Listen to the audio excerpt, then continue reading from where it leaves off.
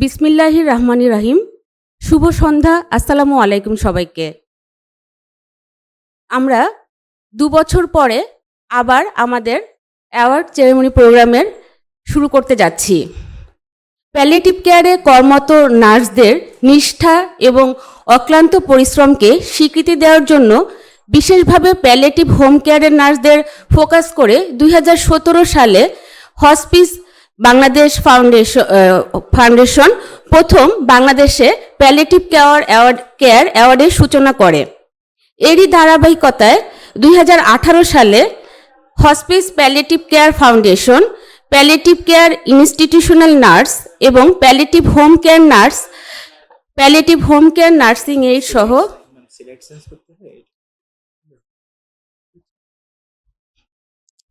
আরও নতুন অ্যাওয়ার্ড ক্যাটাগরিতে অ্যাওয়ার্ড প্রদান করে। তারপরে আমাদের মাঝে আসে কোভিড-19 মহামারী, কিন্তু ওই সময়তেও আমরা আমাদের কার্যক্রম বন্ধ রাখিনি।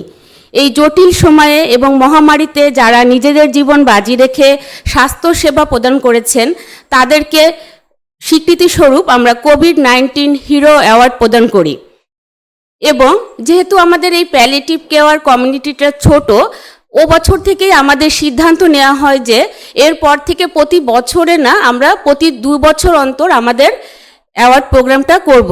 আর তারই ধারাবাহিকতায় আজকে আমরা এখানে। এবং ২ বছর অন্তর আমরা এজন্যই গেলাম যাতে প্রতিটা যারা অ্যাওয়ার্ড পাচ্ছে আমরা যেন পুঙ্খানুপুঙ্খভাবে বিচার করতে পারি যে তারা আসলে সঠিক মানুষকে বা সঠিক মানুষের হাতে আমরা অ্যাওয়ার্ডটা পৌঁছে দিতে পারছি। আর আপনাদের মাঝে এখন আমাদের যিনি আসবেন তিনি আমাদের হসপিস প্যালিয়েটিভ কেয়ার ফাউন্ডেশনের president Rifat Akter, president hospice palliative care foundation, professor department of sociology, university of central Arkansas, USA. আপুকে আমি মঞ্চে আমন্ত্রণ জানাচ্ছি।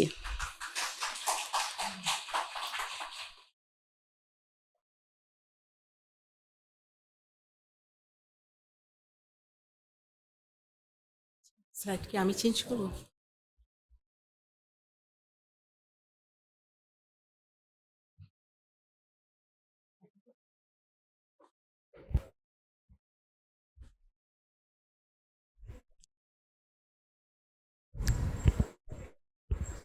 সম্মানিত অতিথিবৃন্দ, প্যালিয়েটিভ কেয়ার সহকর্মীবৃন্দ, আসসালামু আলাইকুম, শুভ সন্ধ্যা।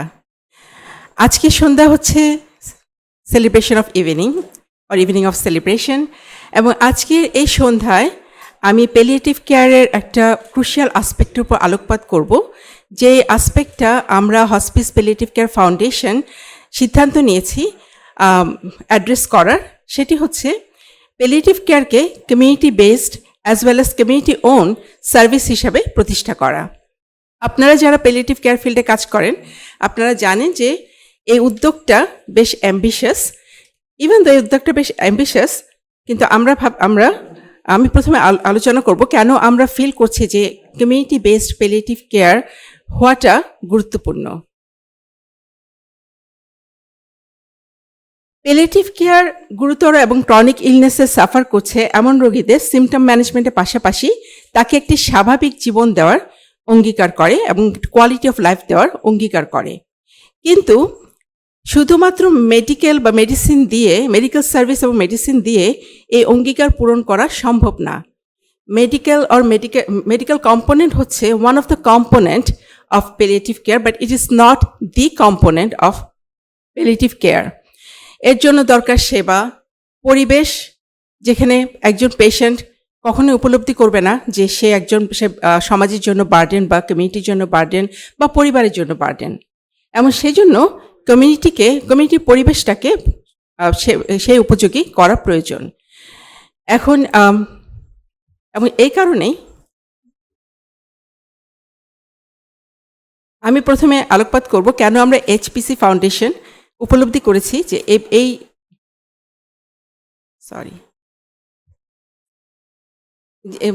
কমিউনিটি বেসড প্যালিয়েটিভ কেয়ার কেন আমাদের জন্য অত্যন্ত প্রয়োজন। কোনো বিষয়ে গুরুত্ব অনুধাবন করার জন্য অ্যাজ সোশ্যাল ডেমোগ্রাফার হিসাবে আমরা প্রথমে উপাত্তগুলোর দিকে দেখি। আমি এখানে প্রথমে একটু গ্লোবাল পিকচারটা বলি আপনাদেরকে। সেটি হচ্ছে According to Family Caregiver Alliance, National Alliance for Caregiving and AARP 2022 সালে ডেভেলপ কান্ট্রিগুলোতে 29 থেকে 32% ব্যক্তি তাদের পরিবারের কোনো না কোনো সদস্যকে প্যালিয়েটিভ কেয়ার প্রদান করেছেন, তার মানে তাদের ক্রনিক ইলনেসের সিমটমগুলো ম্যানেজ করেছেন। এবং শুধুমাত্র আমেরিকাতে এই সংখ্যাটি হচ্ছে 29%, 2020 সালে সংখ্যাটি ছিল 21%, 2022 সালে 29%, এবং আপনারা যদি ডাটাটা দেখে থাকেন তাহলে দেখবেন যে ওভার দ্য ইয়ার এই সংখ্যাটি বাড়ছে। ভবিষ্যতে এই সংখ্যাটি আরও বাড়বে, কিন্তু কেয়ার গিভারের সংখ্যা কমবে, কারণ জন্মহার কমে যাচ্ছে। সুতরাং উন্নত দেশে একটা হিউজ ভ্যাকুম তৈরি হচ্ছে যেখানে কেয়ার গিভারদের প্রয়োজন হবে। এবার আসে আমাদের নিজেদের দেশে। বাংলাদেশ এবং অন্যান্য উন্নয়নশীল দেশগুলোতে পারিবারিক কেয়ার গিভারের সংখ্যার কোনো ডেটা নেই। তার কারণ হচ্ছে we take it for granted that our family members will take care of ourselves, and there's nothing wrong in it. এটা হতে পারে, আমরা আশা করতে পারি যে আমাদের পরিবারের সদস্যরা আমাদের দেখভাল করবে, কিন্তু যখন একটা পরিবারে 2 বা ততোধিক ব্যক্তি ক্রনিক ইলনেসে সাফার করে এবং একজন ব্যক্তিকে তার দায়িত্ব নিতে হয়, তখন সেটা তার জন্য অত্যন্ত চাপের বিষয় হয় এবং তখন সে নিজে অসুস্থ হয়ে পড়ে। আর তো সেই কারণ, এবং আমরা যদি এই ডাটাটা দেখি তাহলে আমরা দেখতে পাই যে 2001 থেকে 2022 সালে ওয়ার্কিং এজ পপুলেশন যেমন বাড়ছে, ওল্ডার পপুলেশনও তেমন বাড়ছে। এবং ওয়ার্কিং এজ পপুলেশনে মেয়েদের সংখ্যা যদি আমরা তাকাই সেটা হচ্ছে 50.4, আমাদের পপুলেশনে 50.43% হচ্ছে মহিলা, কিন্তু ব্যুরো অফ স্ট্যাটিস্টিক্সের পরিসংখ্যান অনুযায়ী 33% মহিলা আজকাল ফুল টাইম জব করছে, ফর্মাল জব করছে। আমরা যদি ইনফর্মাল জব অ্যাড করি তাহলে সংখ্যা হচ্ছে অনেক। তাহলে আমরা এটা ঠিক কি গ্যারান্টিড হিসেবে নিতে পারবো যে আমাদের পরিবারের সদস্যরা ওয়ার্ক লাইফ এবং হোম লাইফ ব্যালেন্স করার পর প্যালিয়েটিভ কেয়ার পূর্ণাঙ্গভাবে বা কোয়ালিটি সম্পন্ন প্যালিয়েটিভ কেয়ার দিতে পারবে? এখন আমরা যদি লাইফ এক্সপেক্টেন্সির দিকে তাকাই তাহলে ওভার দ্য ইয়ার্স আমাদের লাইফ এক্সপেক্টেন্সি বাড়ছে। আলহামদুলিল্লাহ, আমরা আমাদের উত্তরসূরিদের চাইতে বেশি বয়স বেঁচে থাকছি, কিন্তু এই লাইফ এক্সপেক্টেন্সি বাড়া মানে এর অর্থ এই নয় যে আমাদের হেলদি লাইফ এক্সপেক্টেন্সি বাড়ছে। সো একটা বিশেষ বয়সে পরে আমরা বেশিরভাগ মানুষই diabetes, cardiovascular disease, stroke and cancer নানা রোগে আমরা ভুগি। সুতরাং আমাদের কেয়ারের প্রয়োজনই হয়। এখন আমরা যদি তাহলে কারা আমাদের কেয়ার নেয়? অবশ্যই পরিবারের একজন সদস্য আমাদের কেয়ার নেয়, কিন্তু আমরা যখনই পরিবারের কোনো সদস্য যে কেয়ার নেবে, ফ্যামিলি কেয়ার গিভারের কথা চিন্তা করি, আমাদের সামনে যে চিত্রটা ভাসে সেটা হচ্ছে একটা মহিলার ফেস। এবং শুধু বাংলাদেশ না, সারা পৃথিবীতে মহিলারা এই আনপেড কেয়ার গিভারের কাজটি করে থাকে, কারণ মহিলাদের মনে করা হয় ন্যাচারাল নার্চারার। এখন সমস্যাটা হচ্ছে একজন মহিলা যতই ন্যাচারাল নার্চারার হোক না কেন, যখন তার পরিবারের সদস্য একটা অনিরাময়যোগ্য রোগে আক্রান্ত হয় বা ডায়াগনোসড হয় এবং সেটা যখন সে শুনে, তখন যে প্রথম রিয়াকশন তার হয় সেটা হচ্ছে অ্যাংজাইটি এবং আশঙ্কা। আমি কি পারবো এই নতুন ভূমিকা পালন করতে, যে নতুন ভূমিকাতে আমার একজনকে দীর্ঘ সময় টেক কেয়ার করতে হবে। সুতরাং সেই সাথে যখন একজন রোগীও শুনে যে সে একটা রোগে ভুগছে যেটা কখনো নিরাময় হবে না, সারা জীবন তাকে সিমটম ম্যানেজ করে চলতে হবে, সেও এক ধরনের হতাশায় ভুগে। সুতরাং রোগী হতাশায় ভুগছে, কেয়ার গিভার আশঙ্কায় ভুগছে, দুটো মিলিয়ে অনেক সময় কোয়ালিটি অফ কেয়ার নিশ্চিত করাটা ডিফিকাল্ট হয়। আমরা জানি ছোটবেলায় আমরা একটা কথা সবসময় শুনেছি এবং সেটা আমরা এখনো শুনি যে it takes a village to raise a child. Okay, একটা শিশু শুধুমাত্র একটা পরিবারে বড় হয় না, পরিবারের পাশাপাশি স্কুল, পাড়া প্রতিবেশী, বন্ধু, আত্মীয়, আজকালকার দিনে সোশ্যাল মিডিয়া, সব কিছুর কন্টেন্ট সবাই মিলে একটা শিশুকে বড় করে এবং একটা দেশ বা পরিবারের ভ্যালুসগুলো তার মধ্যে ইনস্টিগেট করে। সেই জন্য আমরা সাধারণত সমাজে যারা বসবাস করি বা পরিবারের সদস্যরা খেয়াল রাখি স্কুলে কারিকুলামটা ঠিক আছে কিনা, পরিবেশটা ঠিক আছে কিনা, কার সাথে মিশছে, বন্ধুরা তাকে সেই পরিবেশটা দিচ্ছে কিনা যে পরিবেশে তার জীবনটা সুন্দরভাবে বেড়ে উঠবে। লাইকওয়াইজ একটা প্যালিয়েটিভ কেয়ার পেশেন্টকেও টেক কেয়ার করতে হলে it really tax a village. It can not be a loan care givers afford. একজন ব্যক্তি শুধুমাত্র বা একজন কেয়ার গিভার এবং কিছু নার্স এবং কিছু ডাক্তার মিলে তাকে কোয়ালিটি অফ কেয়ার নিশ্চিত করতে পারবে না। তার জন্য দরকার একটা পরিবেশ, যে পরিবেশে তার সাথে তার এই সমাজের লোকেরা, আশেপাশের লোকেরা এমনভাবে কমিউনিকেট করবে যেন সে নিজেকে বার্ডেন মনে না করে। Sympathy is good, but sometimes over sympathy তাকে মনে করে যে সে সমাজের জন্য আর প্রয়োজনীয় নয়। সুতরাং মেডিসিনের পাশাপাশি তার দরকার লাইফস্টাইল চেঞ্জ। এই লাইফস্টাইল চেঞ্জের জন্য অবশ্যই কমিউনিটি সাপোর্ট দরকার, তার দরকার স্পিরিচুয়াল সাপোর্ট, তার দরকার তার হবিসগুলোকে নার্চার করা, যেন সে তার স্বাভাবিক কর্মকাণ্ড যতখানি পারে সে বজায় রাখতে পারে। এসব কিছুর কথা চিন্তা করে আমরা এইচপিসি ফাউন্ডেশন ভাবলাম যে আমরা যদি community based palliative care health care system develop করতে পারি, তাহলে শুধুমাত্র কোনো একটা স্পেসিফিক শহরে না, সারা বাংলাদেশে রোগীরা এই প্যালিয়েটিভ কেয়ার সাপোর্টটা পাবে। কিন্তু পরিবেশটা তৈরি করাটা খুবই জরুরি। যদি এখন আমি একটু আলোকপাত করব কেন এই পরিবেশটা তৈরি করা জরুরি। Palliative care community based palliative care পরিবেশটা তৈরি হলে কমিউনিটির লোকজন ফিল করবে, প্রথমত জানবে প্যালিয়েটিভ কেয়ারটা কী, এবং তারা নিজেরাই উদ্যোগ নেবে প্যালিয়েটিভ কেয়ারের জন্য যা যা কম্পোনেন্ট দরকার সেটা তার এলাকাতে আছে কিনা, তার ফার্মাসিতে মেডিসিনটা আছে কিনা, ইকুইপমেন্টটা আছে কিনা। এবং আমরা জানি যে প্যালিয়েটিভ কেয়ার হচ্ছে একটা পূর্ণাঙ্গ কেয়ার, সেটা শুধুমাত্র মেডিসিন না, লাইফস্টাইল চেঞ্জ, সেগুলা সে কমিউনিটিতে আছে কিনা। এবং community own palliative care also মানে প্রমোট করে কন্টিনিউটি অফ কেয়ার। যেহেতু কমিউনিটি ফিল করছে আমার এই কেয়ারটা দরকার, আমার লোকজনের জন্য এই কেয়ারটা দরকার, তখন তারা মেকশিওর করবে সমস্ত আনুষঙ্গিক জিনিসগুলো, প্যালিয়েটিভ কেয়ারের আনুষঙ্গিক সার্ভিসগুলো সেই এলাকাতে আছে কিনা।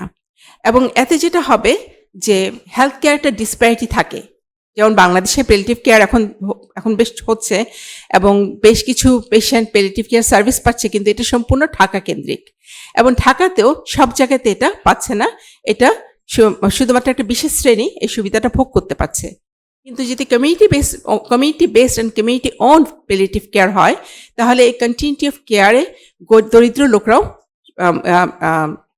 তার সুফল পাবে, এবং সে সাথে এথনিক মাইনরিটিসরাও তার সুফল পাবে, কারণ আমরা তখন রিমোট এরিয়াতে সার্ভিসটা অ্যাক্সেস করাতে পারবো। আর যেহেতু যদি কমিউনিটি একটা অনুকূল পরিবেশ তৈরি হয়, তখন একজন পেশেন্ট নির্দ্বিধায় তার শারীরিক উপসর্গগুলো শেয়ার করবে, সে হেসিটেট করবে না বলতে সে কী সমস্যা বোধ করছে, কারণ মানুষের তখন রোগ সম্পর্কে ধারণাটা বদলে যাবে। তারা রোগকে উইকনেস হিসাবে দেখবে না, বরং মনে করবে এটা পার্ট অফ লাইফ। তখন একজন পেশেন্ট নিজেই তার চিকিৎসার সিদ্ধান্তটা নিতে পারবে। প্রশ্নটা হচ্ছে এই অ্যাম্বিশাস প্ল্যানটা কিভাবে করা যায়। সো টু স্টার্ট উইথ আমরা বেশ কিছু বছর চিন্তা করলাম এটা কিভাবে করা যায়। তো প্রথমে আমরা রিয়ালাইজ করলাম যেটা আমাদের দরকার সেটা হচ্ছে education and awareness building, or awareness building through different types of education. সেই সাথে আমাদের দরকার অবশ্যই স্কিল্ড পপুলেশন যারা সে সেবাটা দিতে পারবে। সো আমাদের এনাফ নার্স দরকার। আপনারা যারা প্যালিয়েটিভ কেয়ার ফিল্ডে কাজ করেন তারা জানেন যে আমাদের সবচেয়ে বড় সমস্যা হচ্ছে আমাদের দক্ষ নার্স নেই এই ফিল্ডে।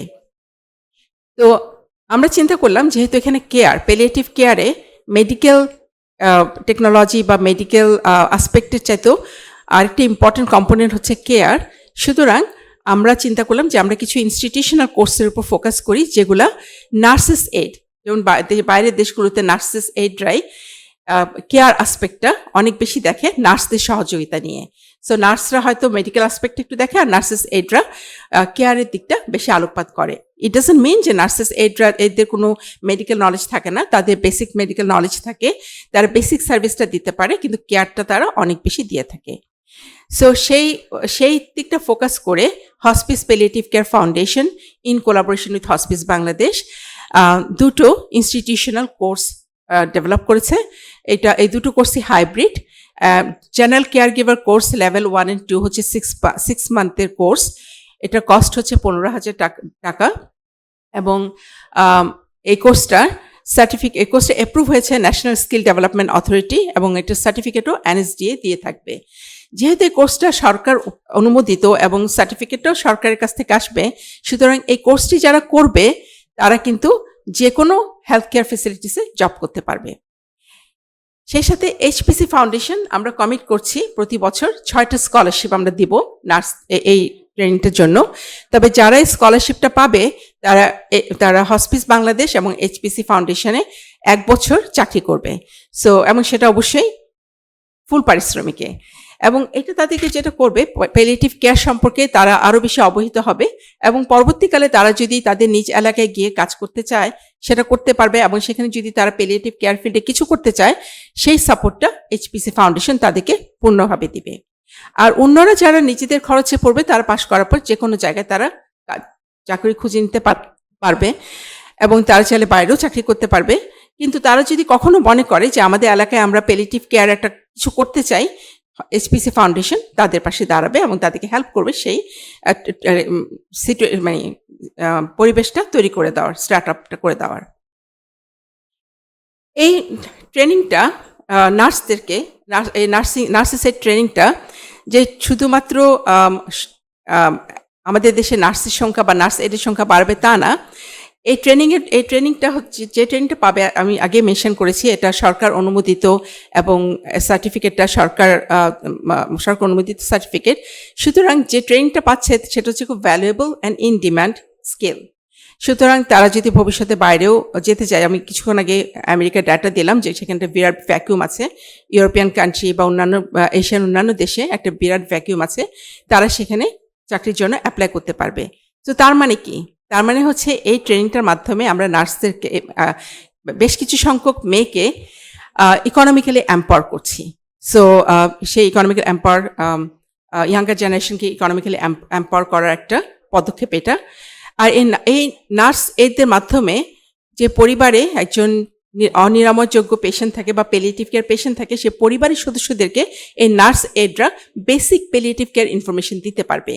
তাতে হবে কি, যে কেয়ার গিভার সে বুঝতে পারবে কিভাবে ধাপে ধাপে এই লং টার্ম কেয়ার নেওয়া পেশেন্টটা টেক কেয়ার করতে পারবে। আর নার্সরা যদি তার এরিয়াতে ফিরে গিয়ে কাজ করে তাদের লোকাল এরিয়াতে, তাহলে প্যালিয়েটিভ কেয়ার সার্ভিস দেওয়ার যে একটা কালচারাল সেন্সিটিভ কম্পোনেন্ট আছে, সেই কালচারাল সেন্সিটিভভাবে সে তার এলাকাতে সেবা প্রদান করতে পারবে।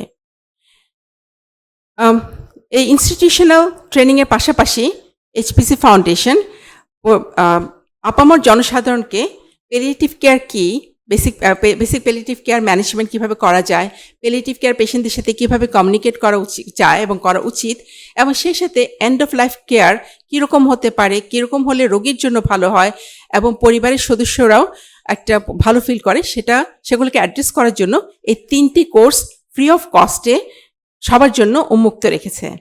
আমি এখানে ওয়েবসাইট অ্যাড্রেসটা দিয়েছি। এই ওয়েবসাইটে গিয়ে এই 3টি কোর্স যে কেউ তার শিক্ষাগত যোগ্যতা লেভেল হাই স্কুল থেকে শুরু করে এনি টাইপ হতে পারে, তার বয়স যে কোনো বয়সে হতে পারে, এই কোর্সগুলোর মাধ্যমে তারা জানতে পারবে প্যালিয়েটিভ কেয়ারটা কী এবং এটা প্রয়োজনীয়তা কি, কীভাবে ম্যানেজ করা যাবে।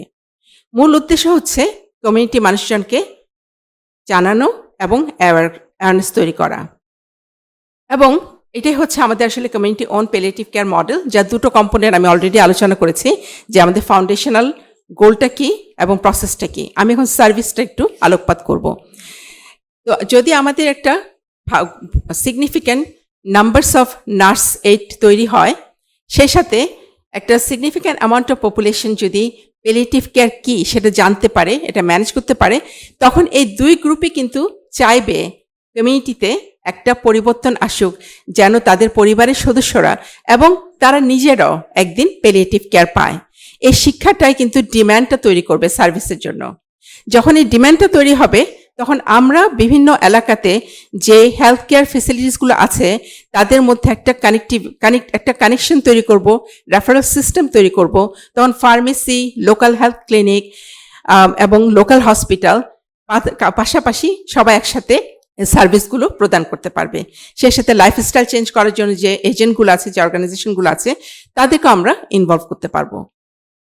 এবং আমি আগেই বলেছি যে আমাদের চাওয়াটা অনেক সুদূর প্রসারী এবং অনেক অ্যাম্বিশাস, বাট আমরা জানি যে অ্যাওয়ারনেস তৈরি করলে সব কিছু হয় এবং it's possible to have community own any medical care service if you want to. কারণ বাংলাদেশে community based family planning program প্রমাণ করেছে যে কমিউনিটি বেসড সার্ভিস সম্ভব, এবং কমিউনিটি বেসড সার্ভিস হলে যে কোনো সার্ভিস এক সময় গিয়ে তার গোল রিচ করতে পারে।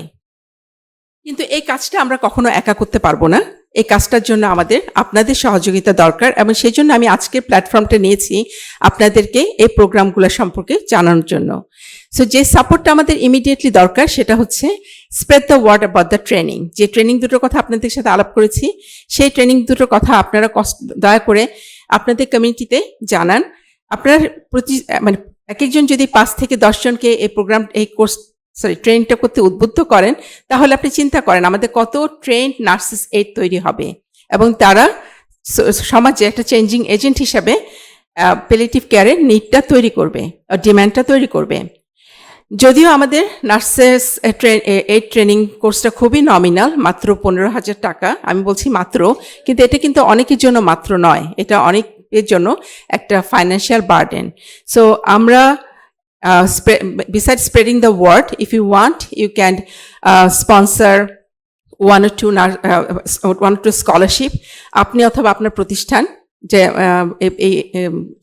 এই স্কলারশিপটা স্পন্সর করতে পারেন। অ্যান্ড আজকে আমি আগে বলেছি ইটস ইভিনিং অফ সেলিব্রেশন। আজকে আমরা সেলিব্রেট করছি মেডিকেল প্রফেশনালদের যারা এই প্যালিয়েটিভ কেয়ার ফিল্ডে ডিফারেন্স মেক করেছেন তাদের বিভিন্ন ক্যাপাসিটিতে কাজ করে।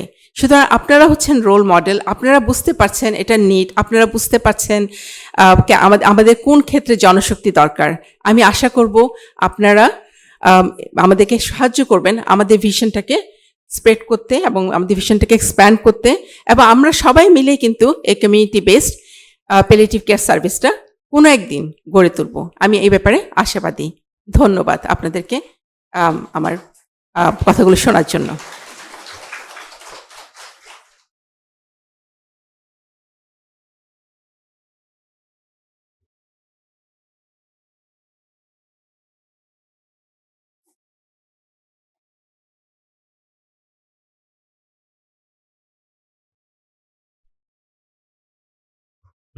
ধন্যবাদ রিফাত আক্তার আপনার অত্যন্ত সুন্দর এবং গোছানো বক্তব্যের জন্য। এবার আমাদের মাঝে আসবেন Shahnaz Munni, mass and media secretary, HPC foundation, chief news editor, news 24।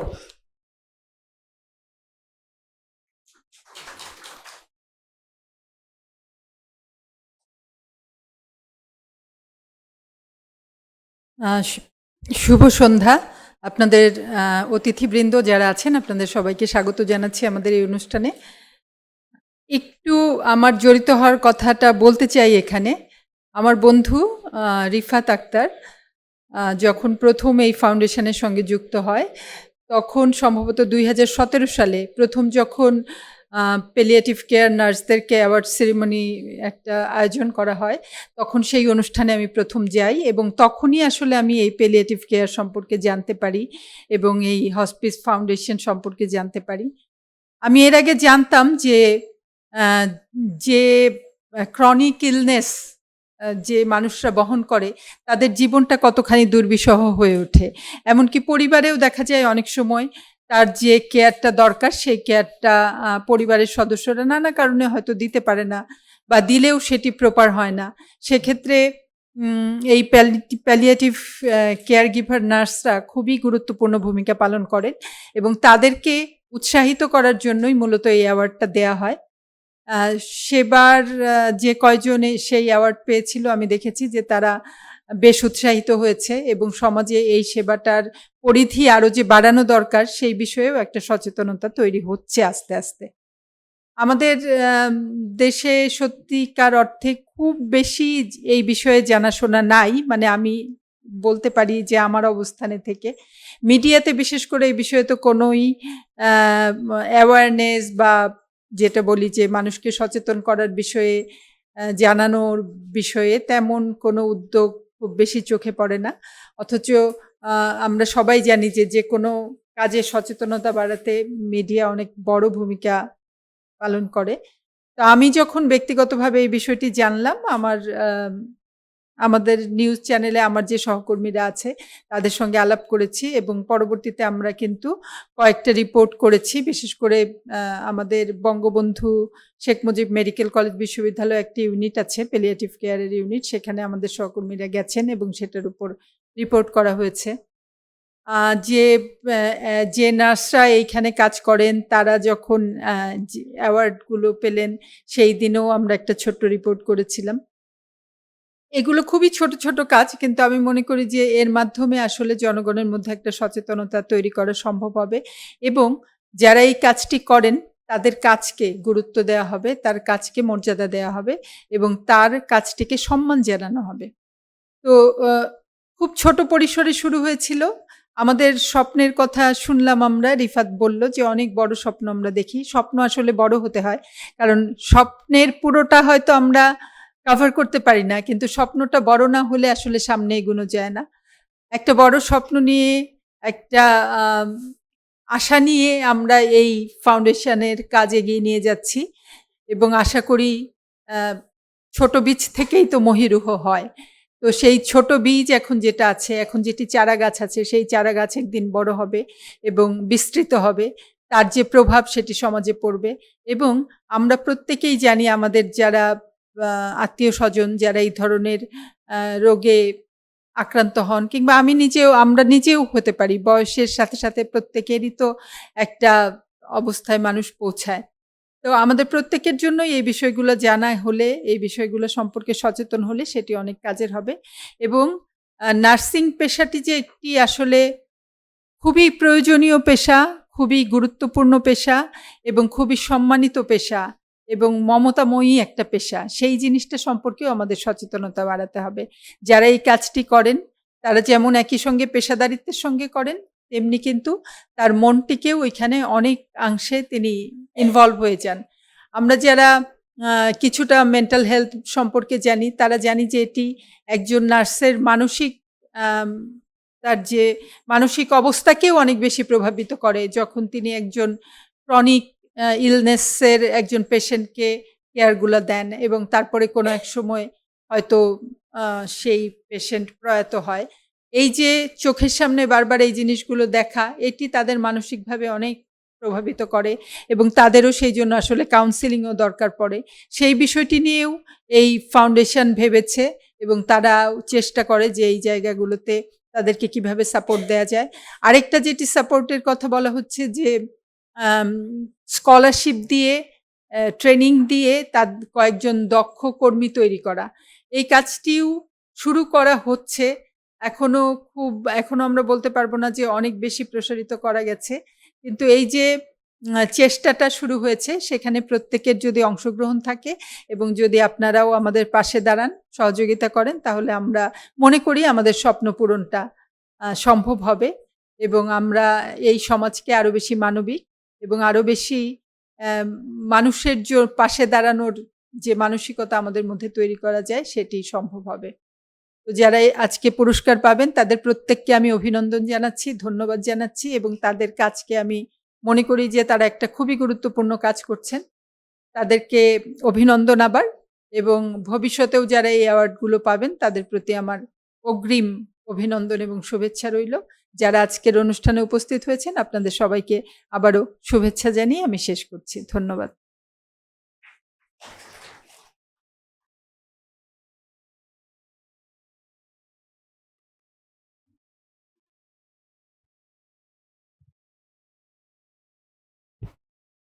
ধন্যবাদ শাহনাজ মুন্নি। এবার আমরা আমাদের একজন বিশেষ অতিথিকে ডেকে নিব, যিনি শুধু আমারই না, এখানে যারা উপস্থিত আছেন তাদের ম্যাক্সিমাম মানুষের খুব পছন্দের একজন মানুষ। প্রফেসর ডাক্তার Nizamuddin Ahmed sir, retired chairman, department of palliative care medicine, Bangabandhu Sheikh medical university, founder PCSB এবং president Bangladesh palliative care association. Sir প্রতিবার আমাদের মাঝে থেকে আমাদেরকে উৎসাহিত করেন। স্যার,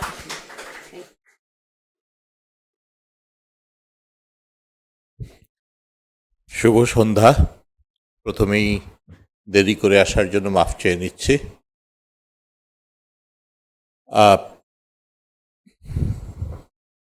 বেশ কয়েকবারই আসা হলো এখানে, অনুষ্ঠানটা আমার ভালো লাগে, সেই জন্য কোথা থেকে শুরু করব কোথায় শেষ করব জানি না, সংক্ষেপে করা ভালো।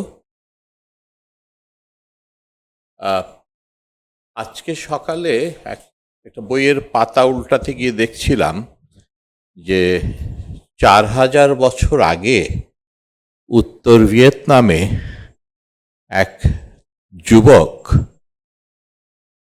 বেঁচে ছিল প্রায় 10 বছর, যখন প্রতিদিন তার বেঁচে থাকার জন্য কারুর না কারুর সহযোগিতা লাগত। এবং এমনি 3টা কাহিনী এবং অনেকগুলো উদাহরণকে বিশ্লেষণ করে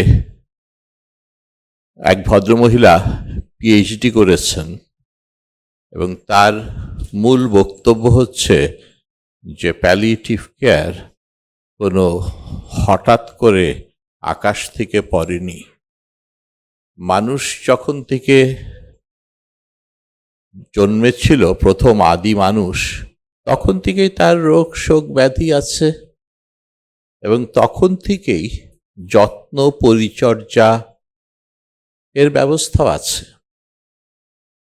আজকে এই 4000 বছর পরে 2024-এ দাঁড়িয়ে আমরা যেন ছোট্ট একটা ভুল না করি, সেটাকে যে প্যালিয়েটিভ কেয়ারকে যেন আমরা কোনো রকেট সায়েন্স না মনে করি।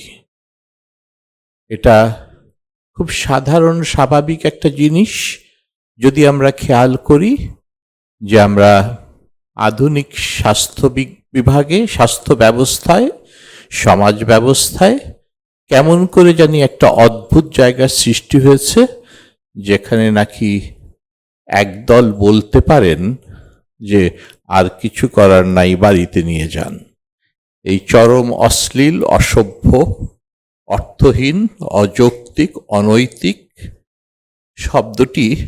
বাক্যটি উচ্চারণ করা হয় অবলীলায়, এবং খুব ফর্মাল জায়গাতেও করা হয়, এবং আমরা সমাজও যেন সেটা কেমন করে মেনে নিলাম। এরপরেও আমরা সভ্য বলে দাবি করি। এই বৈপরীত্যটাকে চ্যালেঞ্জ করেই এই শব্দটি এসেছে আবার নতুন করে, একই জিনিস, যে না, কাউকেই ফেলে দেওয়া যায় না, কাউকেই ত্যাগ করা যায় না যতক্ষণ জীবন আছে, এমনকি জীবন চলে যাওয়ার পরেও তো একটু খেয়াল রাখতে হয়। মৌলিক ধারণাটার উপর ভিত্তি করেই প্যালিয়েটিভ কেয়ারের আধুনিকায়নে কি ঘটেছে?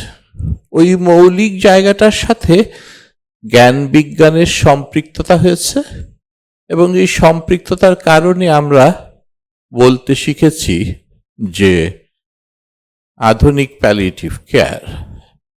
কিন্তু আজকের যেটা আধুনিক, আগামীকাল কিন্তু সেটা আদিম। পবিত্র কোরআন শরীফে সূরা কাহাফে হঠাৎ করে গুহাবাসীদের সূরা বলতে গিয়ে এই পবিত্র গ্রন্থে একটি লাইন চলে আসলো, এবং তাহাদিওকে মাঝে মাঝে পাশ ফিরাইয়া দেওয়া হইত। এবং কি অদ্ভুত চমৎকার ভাবে বেডসোর ম্যানেজমেন্টের মৌলিক জায়গাটি উচ্চারিত হলো।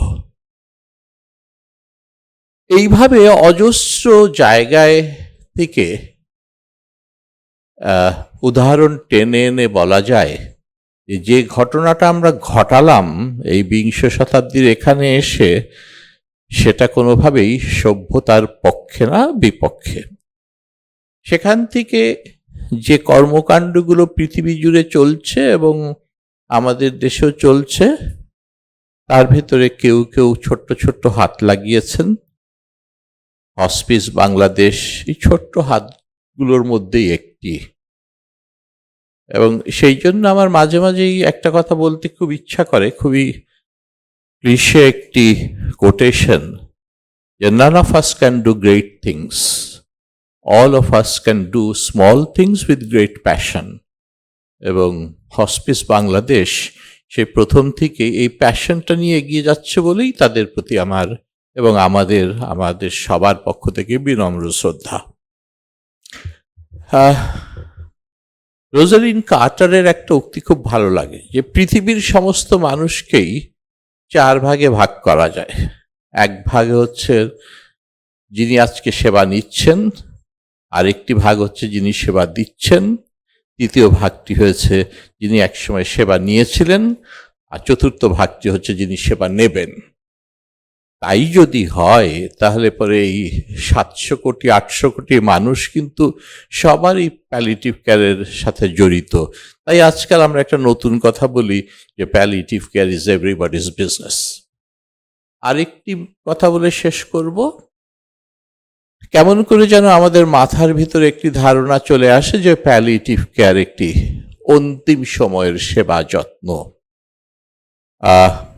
আমি যাকে গুরু বলে মানি, আমার যিনি শিক্ষক, তিনি একটি চমৎকার উপমা দিয়েছেন, যে একটি চমৎকার মিউজিকের কম্পোজিশন তখনই চমৎকার হয় যখন প্রথম থেকে শেষ পর্যন্ত এটি চমৎকার হয়। শুধু শেষ নোটটি গিয়ে চমৎকার হবে আর তারপরে আমি বলবো যে কি অপূর্ব মিউজিক, তা তো হয় না। তাহলে পরে প্যালিয়েটিভ কেয়ার আসলে শুধু একটি গুড ডেথের কথা বলে না, একটি গুড লাইফের কথাও বলে। সেজন্য সম্পূর্ণ জীবনযাপন এবং সুন্দরভাবে চলে যাওয়া, এটি প্যালিয়েটিভ কেয়ারের মৌলিক ফিলোসফি। কে কোথা থেকে কিভাবে করবেন সে নিয়ে বিশদ আলোচনা হতে পারে, আজকে সে তার ফোরাম না এটা। তবে আমি আবারও আপনাদের প্রতি অসংখ্য ধন্যবাদ জানাই যারা এখানে এসছেন, এবং সবাই এই মেসেজটা যদি আমরা শুধু এইটুকুই মেসেজটা যদি ক্যারি করে নিয়ে যাই যে এরকম একজন থেকে দুজন, দুজন থেকেই 5 জন, এমন করেই প্যালিয়েটিভ কেয়ার গড়ে উঠেছে।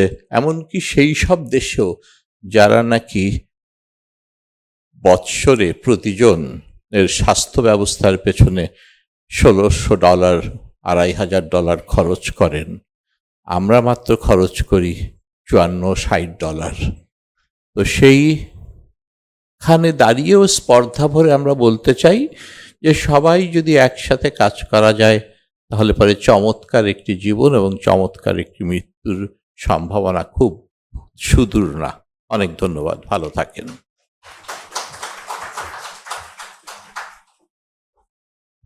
ধন্যবাদ স্যার আপনার মূল্যবান বক্তব্যের জন্য। যে বিশেষ মানুষগুলো আমাদের মাঝে এসে প্রতি বছর আমাদের অনুষ্ঠানকে সমৃদ্ধশালী করে তোলেন, তাদের মধ্যে আমাদের এখন বিশেষ বক্তব্য রাখতে আসবেন আমাদের বিশেষ অতিথি প্রফেসর ডাক্তার AKM Amirul Morshed Khasru sir, pediatric oncologist, retired director general medical education, DG health. Sir,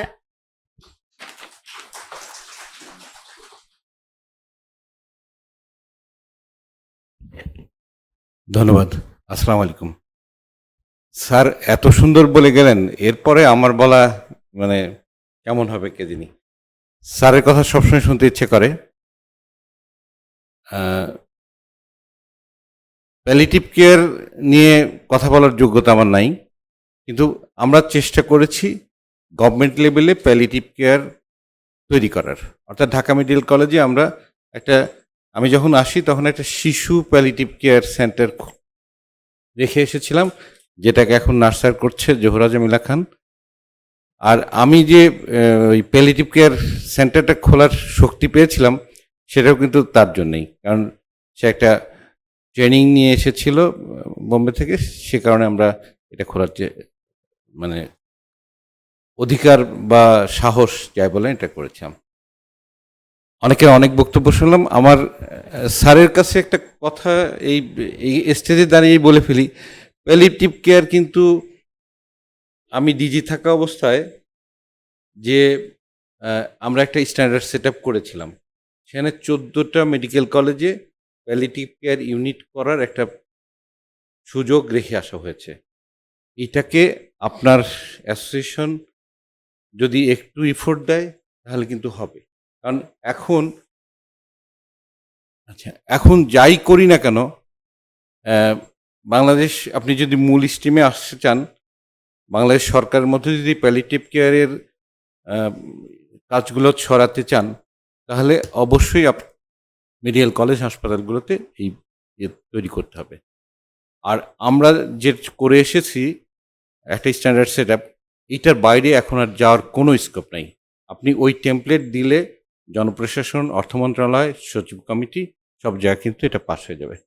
আপনার অ্যাসোসিয়েশনের পক্ষ থেকে আমি আরেকটু ইয়ে, মানে সিম্পল, যদি মনে করেন যে আমাকে লাগবে, যদি মনে করেন যে আমার অ্যাক্টিভ অংশগ্রহণ লাগবে, আপনি বলবেন, আমি অবশ্যই করব। কারণ আমাদের একটা হসপিস দিয়ে কিছু হবে না। এই প্যালিটিভ কেয়ারটা যদি আমরা 14টা মেডিকেল কলেজ, মানে হচ্ছে 14টা শহরে ছড়াই দিতে পারি, তাহলে আমাদের অ্যাচিভমেন্টটা বেটার হবে। এখনো কিন্তু প্যালিটিভ কেয়ার সম্পর্কে ইভেন আমার ধারণাও অনেকটা ঘোলাটে, এবং আমি আমার জুনিয়রদের সাথে কথা বলে দেখেছি, তাদের ধারণাটাও আমার মতোই প্রায় ঘোলাটে। স্যার যেভাবে বলেন অন্তিম এড়িয়ে না, কিন্তু আমি হলফ দিয়ে বলতে পারি 95% ডাক্তার নার্সদের ধারণা যে এটা অন্তিম মুহূর্তের চিকিৎসা, অন্তিম মুহূর্তের কাজ। এই গতদিনও একটা বাচ্চা এসেছে, রিল্যাপস লিউকেমিয়া, ব্লাড ক্যান্সার। আমি এখানেও পাঠিয়েছিলাম, আর যে কোনো কারণে এখানে থাকেনি, কিন্তু তাদের ধারণা যে অন্তিম চিকিৎসা কি আর করব। আপনি যে অসভ্য উচ্চারণের কথাটা বললেন, সেই অসভ্য উচ্চারণের মতো আমরাও বললাম, ঠিক আছে, বাড়িতেই নিয়ে যান। এখন হয়েছে কি, আমাদের এই ধারণাটাই এরকম। এটা আমাকে দোষ দিয়ে লাভ নাই, বা অন্য কাউকে দোষ দিয়ে লাভ নেই। এখন যে কথাটা বলতে চাই, এই ছোট পরিসরের মধ্যেও কোথাও কোথাও কিছু কিছু কাজ হচ্ছে। ঢাকা মেডিকেল কলেজে হচ্ছে, ক্যান্সার, মহাকালী ক্যান্সার হাসপাতালে হচ্ছে, বিএসএমইউতে হচ্ছে, এবং কিছু বেসরকারি মেডিকেল কলেজ, বেসরকারি সেন্টারগুলোতেও প্যালিটিভ কেয়ারের কাজ হচ্ছে। এবং এই কাজ হচ্ছে বলেই হসপিস আজকে তাদেরকে অ্যাওয়ার্ড দেওয়ার সুযোগটা পাচ্ছে। এই হসপিস যে কাজটা করছে, শাহিনকে আমি অনেক আগের থেকে চিনি। ও এইসব ধারণা রাখতো, আমার কাছে খুব অদ্ভুত মনে হতো, এভাবে হয় নাকি? আমরা ডাক্তারি করতেছি, বিশেষজ্ঞ ডাক্তার, হ্যান ত্যান এইসব। শাহিন বলতো, স্যার এইভাবে হয়, এইভাবে। আমার কাছে আজব মনে হয়েছে। আজকে হসপিস দাঁড় করায় ফেলছে সে। এখানে আসলে আমি রিটায়ার্ডের পরে ভাবলাম যে একটা শিশুদের ক্যান্সার সেন্টার খুলব। বিশ্বাস করবেন, মিরপুর এরিয়াতে মানে কয়েক বর্গ গজ জায়গা নেওয়ার মতো, সেটার 1 বছরে ভাড়া দেওয়া এবং অগ্রিম টাকা দেওয়ার মতো আমি সারা জীবনে অর্জন করি নাই। তার মানে আমি ওইখানে ফেল করেছি আলটিমেটলি। শাহিন সেই জায়গাটায়, এরকম একটা জায়গায় এটা স্থাপন করতে পেরেছে এবং চালাচ্ছে, এবং ভালোই চালাচ্ছে। এটা সে পারছে। শাহিনের মতো আরও কেউ কেউ যদি আসতে পারতো, তাহলে আমি শেষ পর্যন্ত কি করেছি, আমি একটা হাসপাতালে বসি, কাজ করি। সেখানকার যে মালিক, সে খুব ভালো, উনি ইংল্যান্ডে থাকেন, অ্যানাস্থেসিওলজিস্ট, রিটায়ার্ড। উনি বললেন যে আপনি আমার এখানে করেন। এখন আমি ওইখানে একটা 8 বেডের, 10 বেড হয়নি, 8 বেডের একটা জায়গা পেয়েছি, সেখানে শিশু ক্যান্সার সেন্টার খুলেছি এবং সেবা দেওয়ার চেষ্টা করছি। এবং এটা কিভাবে করতে হয়, এটার জন্য কিন্তু শাহিনকে বারবার টেলিফোন করি। আমি বলেছিও যে আপনি কিভাবে, ও কিভাবে করছে, এটার জ্ঞানটা ওর কাছ থেকে নেওয়ার জন্য। যাই হোক, এখনো ওইভাবে আসা হয়নি। আজকে যারা অ্যাওয়ার্ড পাচ্ছেন, তাদের জন্য জাকিয়া নামে একটা মেয়ে এবার অ্যাওয়ার্ড পাচ্ছে। ও আমার সাথে কাজ করতো ওখানে। ও দৌড়ে আসে, স্যার এবার আমাকে অ্যাওয়ার্ড দিয়েছে। এর আগে আমাকে দিয়েছিল, তমক দিয়েছিল, এবার স্যার আমাকে দিয়েছে। জাকিয়াদের সাথে কাজ করা, জাকিয়া না শুধু, ওরা কিন্তু খুব নতুন। আমরা যখন ঢাকা মেডিকেল কলেজ কাজ করতাম, তখন ওরা কেবল নিয়োগ পেয়ে এসেছিল। করিম, জাকিয়া, আরো কি চৌধুরী, মেয়েটা, ছেলেটার নাম কি? হ্যাঁ হ্যাঁ হ্যাঁ, এরা সব ভালো ভালো কাজ করছিল। যাই হোক, ঢাকা মেডিকেল কলেজে একটা প্যালিটিভ ইউনিট আছে, শিশু প্যালিটিভ ইউনিট, এবং এই প্যালিটিভ ইউনিটে ওরা কাজ করছে। এটা হেমাটোলজি, অঙ্কোলজির সাথেই একই সাথে করা। আমরা এই নার্সদেরকে উৎসাহিত করার মাধ্যমে একটা ভালো কাজ করছি, যে এই আয়োজনের মধ্যে আমরা যারা এখানে এসেছি তারাও যেন একটা উৎসাহ নিয়ে যাই, এই ধরনের কিছু কাজ করি। আমি মাঝে মাঝে অবাক হই, বিশ্বাস করবেন, আমি একটা অনেক বড় জায়গায় ছিলাম, আমি ডাক্তারদের সবচেয়ে বড় পোস্ট মহাপরিচালক স্বাস্থ্য শিক্ষা অধিদপ্তর, ডাক্তারদের কাছে কিন্তু এটা সবচেয়ে বড় পোস্ট। এখন এই যে শাহিনদের, হাবিবুল্লাহ তালুকদার, এদের কাজ দেখে মনে হয় আমি কি করলাম, ওরা এত এত এত মানুষ এত এত ভালো কাজ করে, আমি কি এইসব জায়গায় অনুষ্ঠানে এসে এক ধরনের ইন্সপিরেশন নিয়ে যাই এবং মনের মধ্যে চেষ্টা করি, মানে এক ধরনের অনুপ্রেরণা নিয়ে যাই যে একটা ভালো কিছু কাজ করব। আমার জন্য দোয়া করবেন যেন আমিও করতে পারি শাহিনদের মতো কিছু একটা। আর এই অনুষ্ঠান আয়োজন করার জন্যে হসপিস বাংলাদেশ ফাউন্ডেশনকে এবং এর সাথে যারা জড়িত আছেন তাদের সবাইকে ধন্যবাদ জানাচ্ছি। আমরা আশা করি আগামীতে এই হসপিস শুধু ঢাকা শহরে হবে না, এই হসপিসের বিভিন্ন সেন্টার আমাদের বিভিন্ন পেরিফেরিতে ছড়িয়ে পড়বে। আর স্যারকে বিশেষভাবে অনুরোধ করি, প্যালিয়েটিভ কেয়ারে আপনার যেখানে আমার প্রয়োজন আপনি বলবেন, আমি কিন্তু পোস্ট ক্রিয়েশনের ব্যাপারে একটু স্পেশালিস্ট টাইপেরই, সেই ব্যাপারটা আমি হেল্প করতে পারবো। ধন্যবাদ সবাইকে।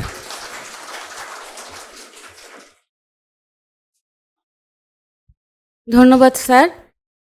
এবার ডেকে নিব আমাদের মাঝে একজন মমতাময়ী মানুষকে, যিনি শিশু প্যালিয়েটিভ কেয়ার নিয়ে কাজ করেন। আমাদের মাঝে আছেন professor doctor Zohra Jamila Khan madam, head paediatric haematology and oncology at Dhaka medical college and hospital.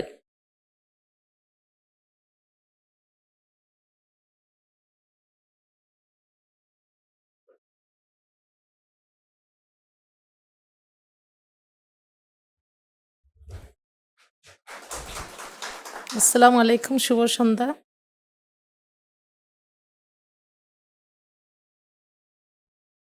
আজকে আমি যে কথাগুলো বলবো একটু একটার সাথে একটা খাপছাড়া হবে, কিন্তু একটু মনোযোগ দিয়ে শোনার জন্য সবাইকে আমি অনুরোধ করছি। প্রথমত, যে নার্সরা, আমি জানি না কারা অ্যাওয়ার্ড পেয়েছে, কারণ মাঝখানে ছুটি ছিল বা অনেক কিছু ছিল। আমার ওখানে নার্সরা যারা তারা খুব পড়তে চায় না, প্যালিয়েটিভ কেয়ার নিয়ে কিছু বলতে গেলে অত শুনতে চায় না, বুঝতে চায় না, এই ধরনের। একদিন এক ভদ্রলোক আমার এখানে আসলেন, নিজাম স্যার পাঠিয়েছেন। ওনার নাম হচ্ছে আসিফ হাসান নবী, স্যার চেনেন তো। এই বইটা নিয়ে উনি আসছেন আমার কাছে। তো বইটা আমি আর বাসায় আনিনি, আমি ওটা শোনা যাচ্ছে,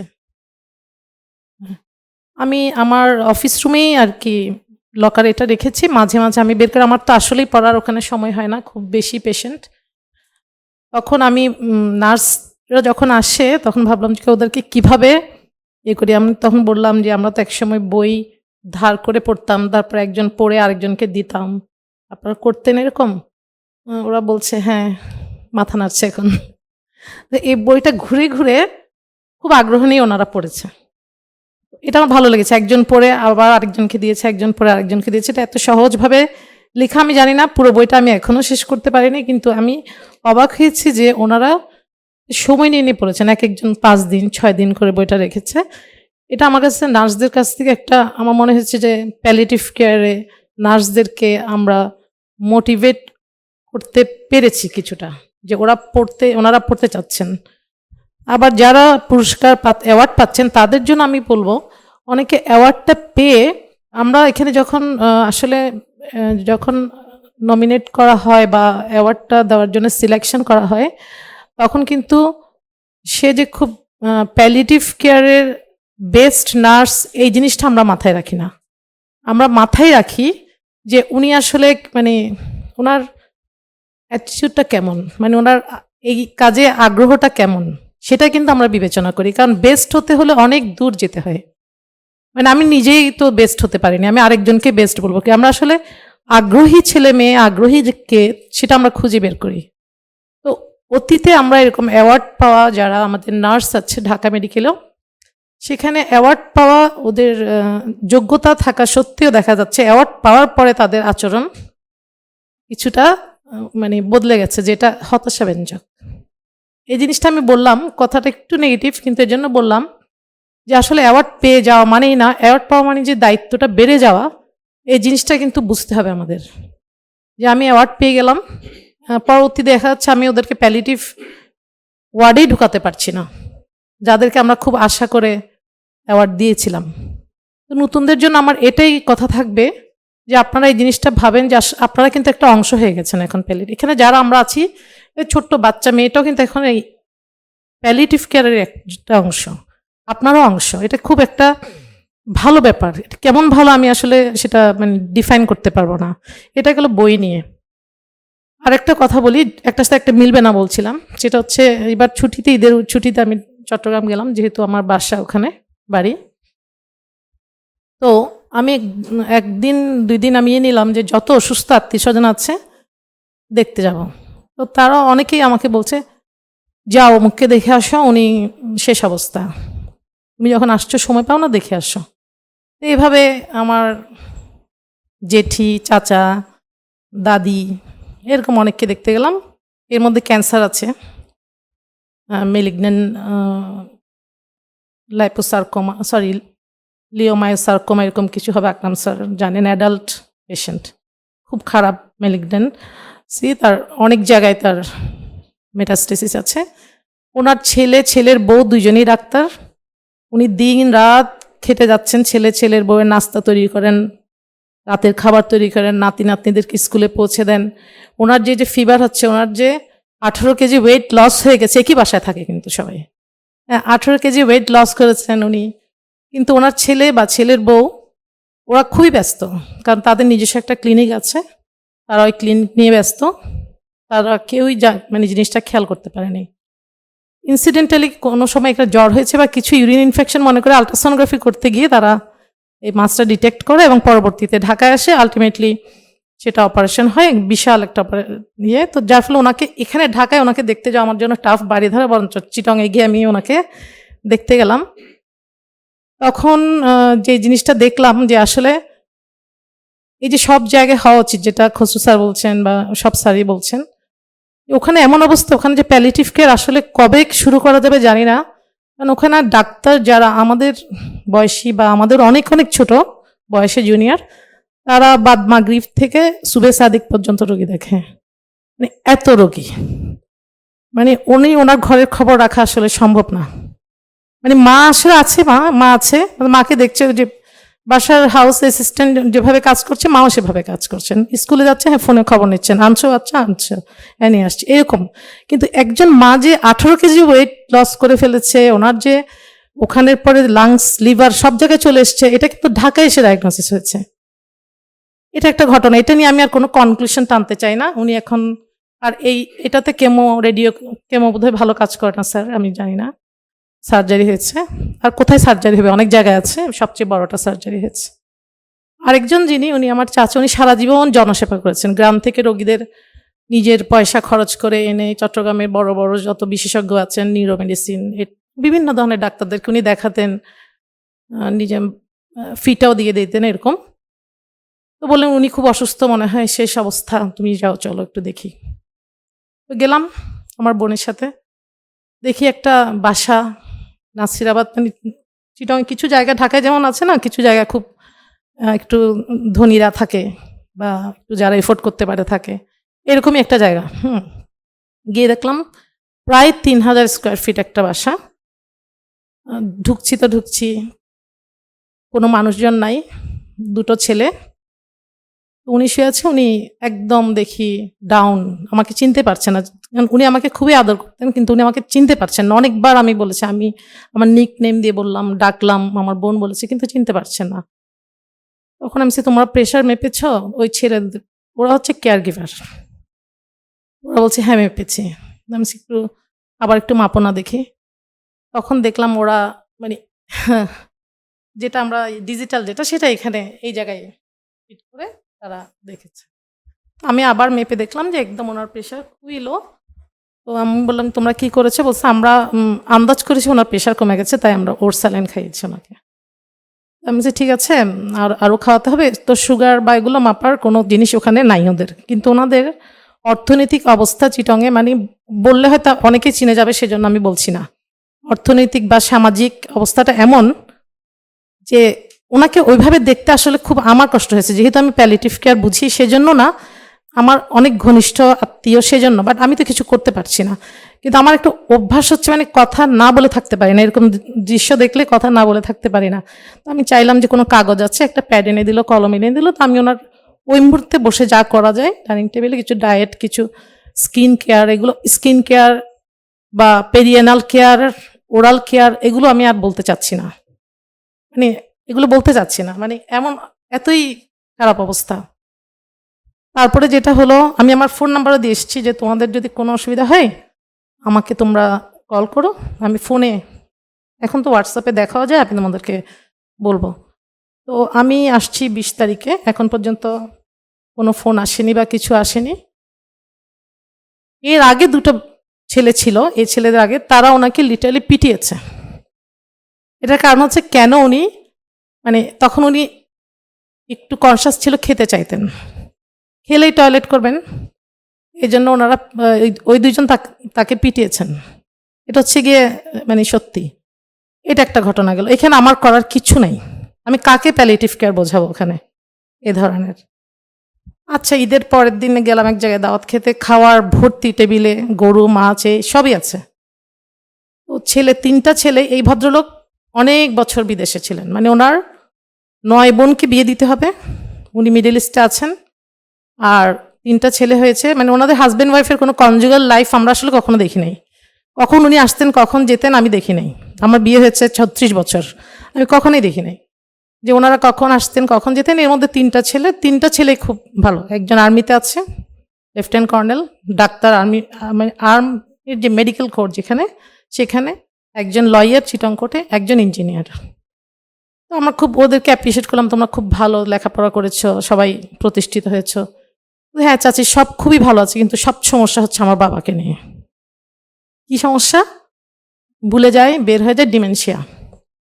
এটাতে তারা খুবই বিরক্ত, 3 ভাই এবং পুরো পরিবার খুব বিরক্ত যে উনি আবার ওমান চলে যেতে, উনি ভাবছে উনি এখন ওমানে, ওনার এখন কাজ করতে যেতে হবে, এই ধরনের, মানে এই ভদ্রলোকই কিন্তু সারাটা জীবন স্যাক্রিফাইস করেছে এই ফ্যামিলিটাকে। এখন এই 3 শিক্ষিত ছেলেকে, এবং উপরন্তু একজন ডাক্তার, লেফটেন্যান্ট কর্নেল, আমি কি বুঝাবো প্যালিয়েটিভ কেয়ার কি? এটা বুঝাতে পারবো না। এরকম এক করে অনেকগুলো পরিবারে আমি গেলাম। চিটাঙে ঘুরতে সময় লাগে না, একই ঈদের সময়, তারপর জায়গাটা ছোট, খুব তাড়াতাড়ি অনেক কিছু দেখা যায়। যাই হোক, কোরবানের আগের দিন যেটা হচ্ছে, এবার মানুষ থেকে পশুতে আসলাম, যাচ্ছি বা গরু, যেখানে যাচ্ছি একটা করতে গরু 2টা 3টা 4টা থাকছে। এখন সবারই উদ্দেশ্য হচ্ছে যেই আসবে তাকে গরুটা পুরোটা দেখাতে হবে। গরু তো পরদিন কোরবানি হয়ে যাবে, সে টায়ার্ড, গরুরা বুঝে, আমরা তো ছোটবেলা থেকে জানি তারা বুঝে, বসে আছে বা ঘুমাচ্ছে বা ঝিমোচ্ছে, একে এমন মানে প্রেশার দিচ্ছে দাঁড়াইতে হবে, কারণ হাইট কত বা কি এটা দেখাইতে হবে, তো মেহমানকে দেখাতে হবে না এটা।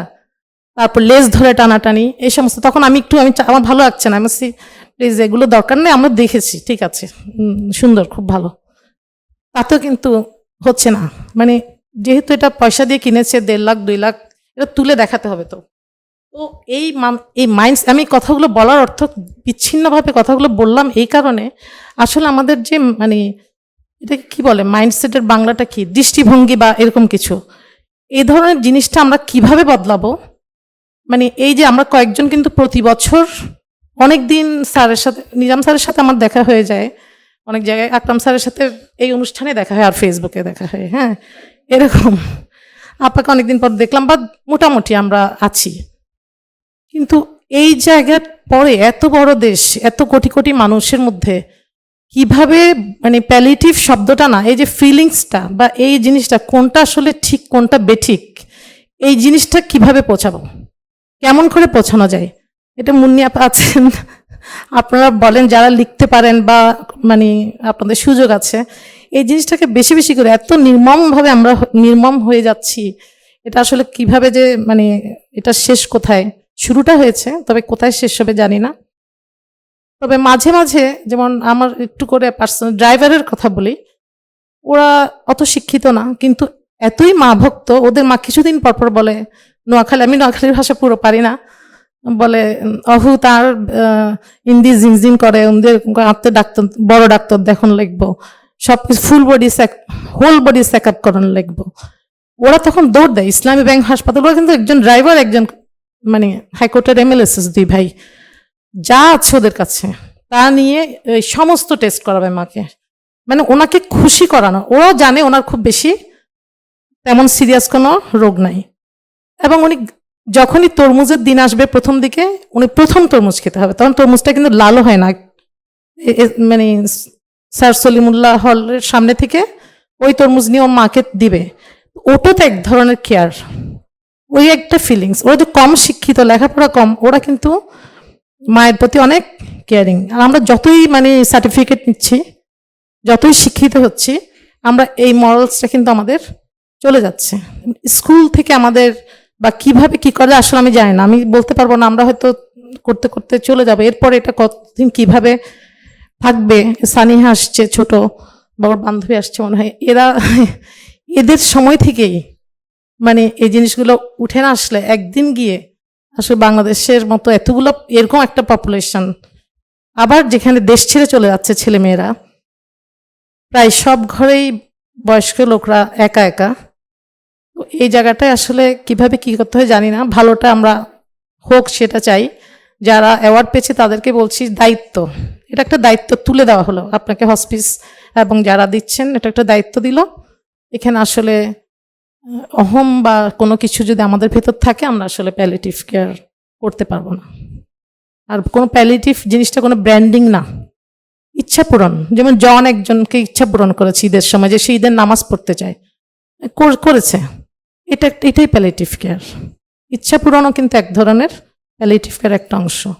তো আমি অনেকগুলো একটু এলোমেলো বললাম, কেন আসলে বিচ্ছিন্ন চিত্রগুলো না বললে ঠিক বোঝা যাবে না, কারণ আমরা তো সবাই সব ধরনের চলি না, আমাদের আবার বুঝতে গেলে অনেক কিছু দেখতে হয়, না দেখলে বোঝা যায় না।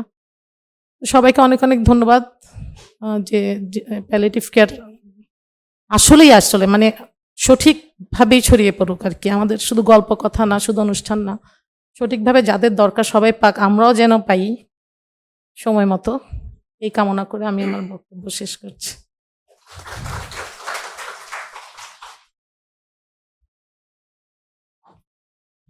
অসংখ্য ধন্যবাদ ম্যাডাম।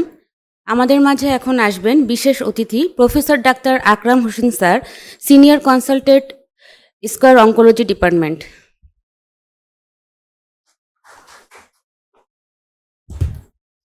আসসালামু আলাইকুম। আমাকে সুযোগ দেওয়ার জন্য অনেক ধন্যবাদ। মানে গুরুত্বপূর্ণ মানুষগুলো আসলে কথা বলে ফেলেছেন। এখানে জহুরা কথা বলেছেন, জিজাম ভাই বলছেন, খুসরু ভাই বলছেন, মানে মোটামুটি যারা আসলে কথা বলার তারা মোটামুটি সবাই বলেছেন। আমি শুধু যেটা আমার কাছে দুই একটা জিনিস, ছোট ছোট জিনিস আমার পার্সোনাল ফিলিংসগুলো বলি আর কি। সেটা হলো যে আমি প্রথম প্যালিয়েটিভ সম্পর্কে জানি হলো 1993 সালে। তখন আমি জাতীয় ক্যান্সার গবেষণা ইনস্টিটিউটে কাজ করতাম রেজিস্ট্রার হিসেবে। ওই সময় ওয়ার্ল্ড হেলথ অর্গানাইজেশন থেকে একজন কনসালটেন্ট আসলেন যে বাংলাদেশে মরফিন কিভাবে সরকারিভাবে চালু করা যায় এটা রিকমেন্ডেশন দেওয়ার জন্য। কিন্তু বাংলাদেশে মরফিন কিন্তু তার অনেক পরে কিন্তু সরকার অনুমোদন দিয়েছে এটা ব্যবহার করার জন্য, কিন্তু এর আগে কিন্তু পাওয়াটা খুব মুশকিল ছিল। তো সেই সময়টা একটা। পরবর্তীতে 2003 সালে আমি ব্যাংককে ন্যাশনাল ক্যান্সার সেন্টারে ট্রেনিংয়ে যাই। ওখানে আমি যদিও ট্রেনিং করেছি বেসিক্যালি মেডিকেল অনকোলজিতে, কিন্তু ওই সময়টাতে আমরা কিন্তু প্রতি সপ্তাহে ব্যাংককের বাইরে আমাদেরকে নিয়ে যেত। ওখানে একটা ছোট্ট প্যালিয়েটিভ ইউনিট ছিল ন্যাশনাল ক্যান্সার সেন্টারে, এবং এটা মাইক্রোবাসে করে, আজকে কথা বলছি না, অলমোস্ট 20 ইয়ার্স ব্যাক এর কথা বলতেছে। ওরা কিন্তু একদম পেরিফেরিতে নিয়ে যেত, বিভিন্ন জায়গায় রুগীরা বাসা বাড়িতে থাকতো, ওই রুগীগুলোকে দেখতো, ওই রুগীগুলোকে দেখাশোনা করা হতো ওই সময়টাতে। তো এই যে জিনিসটা, ওই পারসেপশনটা কিন্তু আমার মাথায় এমনভাবে গেঁথেছিল। এই গল্পটা কিন্তু আমি নিজাম ভাইয়ের সাথে যখন বিএসএমওতে আমি ডিপার্টমেন্টের চেয়ারম্যান ছিলাম, তখনও কিন্তু সবসময় প্যালিয়েটিভ কেয়ারে যখনই নিজাম ভাই তখন কথা বলতেন যে হসপিটাল সেট আপের চাইতে আমার কাছে তখন সবচেয়ে বেশি আমি বলতাম যে না, আমার আসলে মানুষের কাছে যাওয়াটা বেশি জরুরি, মানুষের কাছে পৌঁছানোটা বেশি জরুরি। বাংলাদেশে খুসরু ভাই একটু আগে বলছিলেন যে সরকারি পদ সৃষ্টির কথা, ডেফিনেটলি গুরুত্বপূর্ণ, পাশাপাশি বেশি গুরুত্বপূর্ণ হলো যে মানুষ আসলে পারসেপশনালি কনসেপচুয়ালি জিনিসটাকে গ্রহণ করছে কিনা, আমরা আসলে কি শব্দটাকে জনপ্রিয় করতে পেরেছি কিনা। আমরা কিন্তু কথা বলছি, কাজ করছি, আমাদের ডিপার্টমেন্ট হচ্ছে, ডিগ্রি হচ্ছে, অনেক কিছু হচ্ছে, কিন্তু সাধারণ মানুষ, আমার মনে হয় কি আজকের দিনে আমি প্রতিদিন ফেস করি যে প্রায় সময় দেখি কেয়ার গিভার যারা, প্যালিয়েটিভ কেয়ারের অ্যাপ্রোচের একটা হলো কেয়ার গিভিং। তো কেয়ার গিভিংয়ের মধ্যে কিন্তু আমাদের ক্যান্সার পেশেন্ট যারা আমরা অ্যাক্টিভ কেয়ার করি তাদেরও কিন্তু প্রচুর কেয়ার গিভিং লাগে বাসা বাড়িতে। তাতে কেয়ার গিভাররা বাসা বাড়িতে যারা আত্মীয় স্বজন থাকেন তারাও আসলে কেয়ার গিভিং দিতে পারেন না। এবং আরেকটা বড় সমস্যা হলো আমাদের যারা বৃদ্ধ বাবা মা যাদের আছেন তাদের খোঁজ নিয়ে দেখবেন তারা কেউ আসলে তাদেরকে কেয়ার করি না। সবাই বলছে আচ্ছা কাজের লোক দেখবে, এ দেখবে, সে দেখবে। আমরা তো নিজেরাই আসলে এই মানসিক চর্চার ভিতরেই নাই। এই যে মহান একটা পেশা আমরা বলছি, কথা বলছি, কিন্তু আমরা কি নিজেরা ব্যক্তিগত জীবনে চর্চাটা করি? আমরা কি আমাদের পরিবারের প্রতি খেয়াল করি? আমাদের বাবা মার প্রতি কি আমাদের ডাক্তারদেরকে আমরা মাঝে মাঝে সত্যি সত্যি, আমি অন্য ডাক্তারকে দেখেছি যে তারা ইয়েদেরকে ধমক দেয়, ইদানিং আমিও মাঝে মাঝে কেয়ার গিভারদেরকে ধমকাই যে আপনারা কেন এটা করেন না, কেন দেখেন না। ওনারা সবসময় মনে করেন যে ডাক্তারের কাছে যাবেন, ডক্টর একটা মেডিসিন দিয়ে দিবে, সেটাতে হয়ে যাবে। কিন্তু পারসেপশনটা কিন্তু যখন প্রথম যে ক্রিস্টোফার ক্লিনিক যখন লন্ডনে হলো 1967-এ, তখন কিন্তু প্রথম কিন্তু পারসেপশনটা কিন্তু হসপিস শব্দ থেকে আসছে।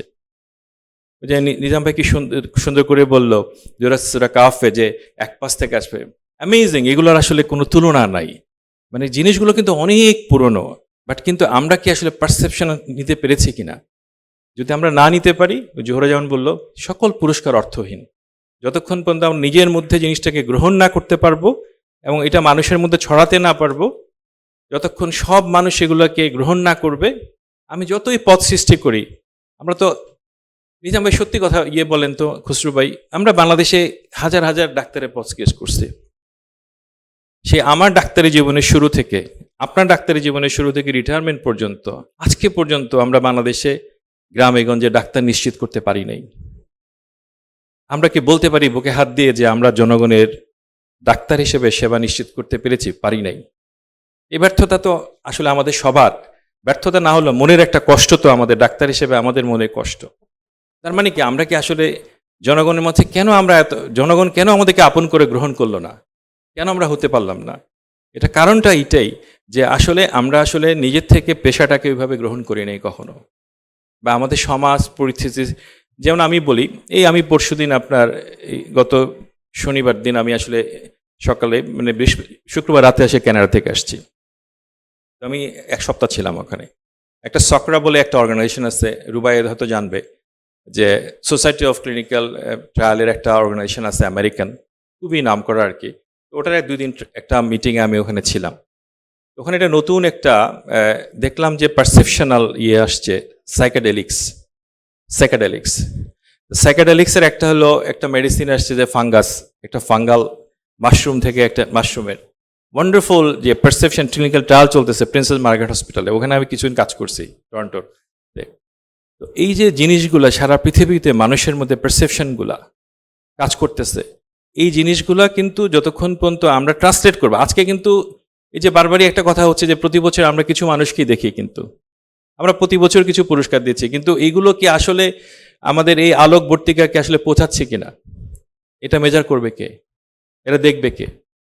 নিজাম ভাই কষ্ট করতেছে, নিজাম ভাই কষ্ট করে ডিপার্টমেন্ট তৈরি করছে, ডিগ্রি তৈরি করছে, এফসিপিএস তৈরি হয়েছে, হচ্ছে তো, কিন্তু আসলে নিজের ভেতরটা যদি পরিবর্তন না হয়, আমরা কিন্তু এই প্যালিয়েটিভ কেয়ারের সেবা বা ডাক্তারি সেবা কোনোটা দিয়ে মানুষকে সফল করতে পারবো না। তো সেই জন্য আজকের দিনে আমার মনে হয় আমাদের এরকম প্রতিজ্ঞা হওয়া দরকার, যারা আজকে পুরস্কার পাবেন সেটা, যারা আমার মতো আছে, আমাদের বাসায় বাসায় আসলে প্যালিয়েটিভ কেয়ারটা জরুরি। বাসায় বাসায় আমরা যদি নিজেদের মুরব্বীদের প্রতি অ্যাটলিস্ট কেয়ার গিভিংটা দিতে পারি, তাহলে কিন্তু আমাদের মনন মানসিকতা যদি পরিবর্তন হয়, তাহলে প্যালিয়েটিভ কেয়ার বাংলাদেশে প্রতিষ্ঠিত হবে। আর না হলে আপনি ডিপার্টমেন্ট করবেন, ডাক্তারকে ডিগ্রি দিবেন, সে ডিগ্রি নিয়ে দেখা যাবে যে বাস্তবতা দেখা যায় সে মেডিসিনের প্র্যাকটিস করবে বা অন্য প্র্যাকটিস করবে, because he wants to earn money, কারণ তারা তো বাঁচতে হবে। তো এটা তো আসলে সমাধান না। সমাধান হলো আসলে এই জিনিসটাকে মানুষের মধ্যে জনপ্রিয় করা, অনেক মানুষকে ইনভলভ করা। নিজাম ভাইয়ের সাথে যারা কাজ করে, গতবার বোধহয় একজন ভদ্রমহিলা আসছিলেন, ভেরি ফ্যান্টাস্টিক, আপনার অর্গানাইজেশনের কি সেক্রেটারি বোধ হয় না বস? আছেন নাকি? ও আচ্ছা, ভালো আছেন না? তো যাই হোক, সি টক ভেরি নাইস ওয়ে। তো এই যে এই ধরনের মানুষগুলো যারা ডাক্তার না, নন ডাক্তার, অনেক মানুষই ইনভলভ হয়। আমার কাছে আগে মনে হতো যে আমরা ভালো ছাত্র, অনেক রেজাল্ট করা ভালো, মেডিকেলে ভালো করছি, ইত্যাদি ইত্যাদি অনেক কিছু।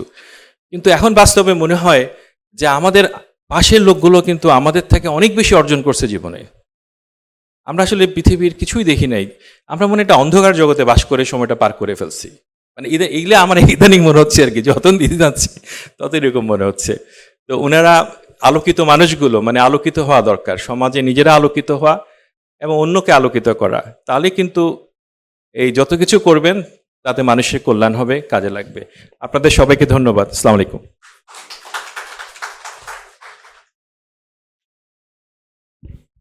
ধন্যবাদ স্যার। আমাদের মাঝে এবার আসবেন doctor Arman Reza, consultant of oncology, ever care hospital.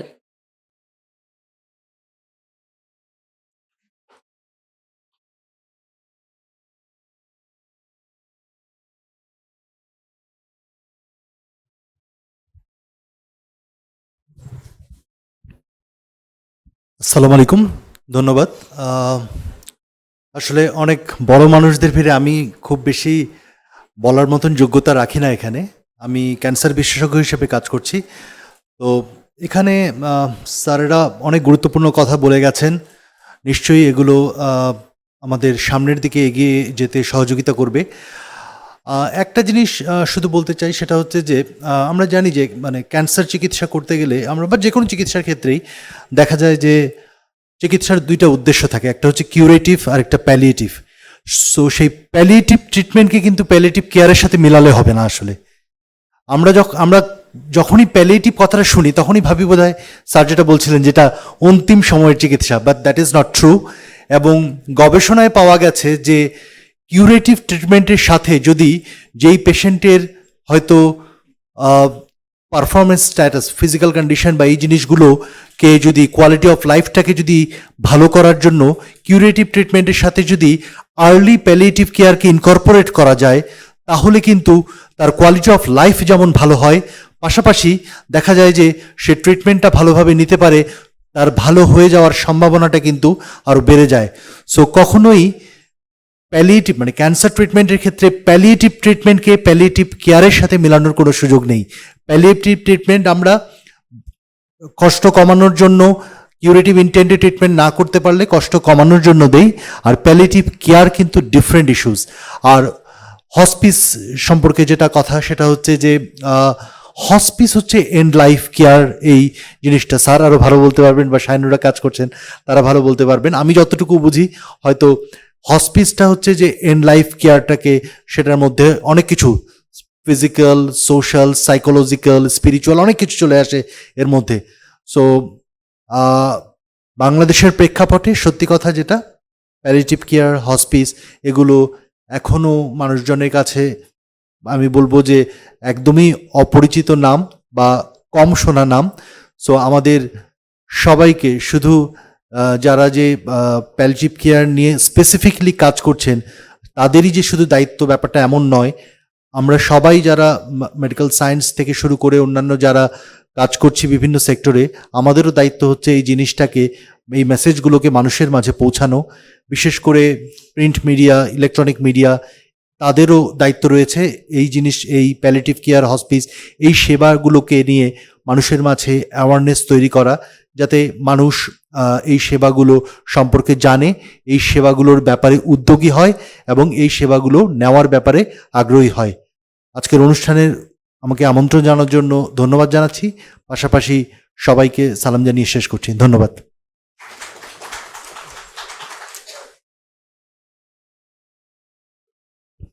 আজকে আমরা সবাই এখানে যে কারণে একত্রিত হয়েছি, আর সেই জিনিসটা নিয়ে যিনি স্বপ্ন দেখা শুরু করেন, আমি মঞ্চে এখন সেই স্বপ্নবাস মানুষটাকে ডেকে নিব।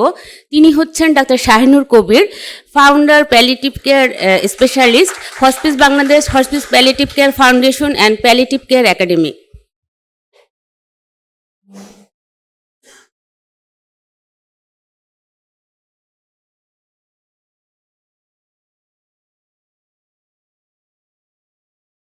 ধন্যবাদ সবাইকে।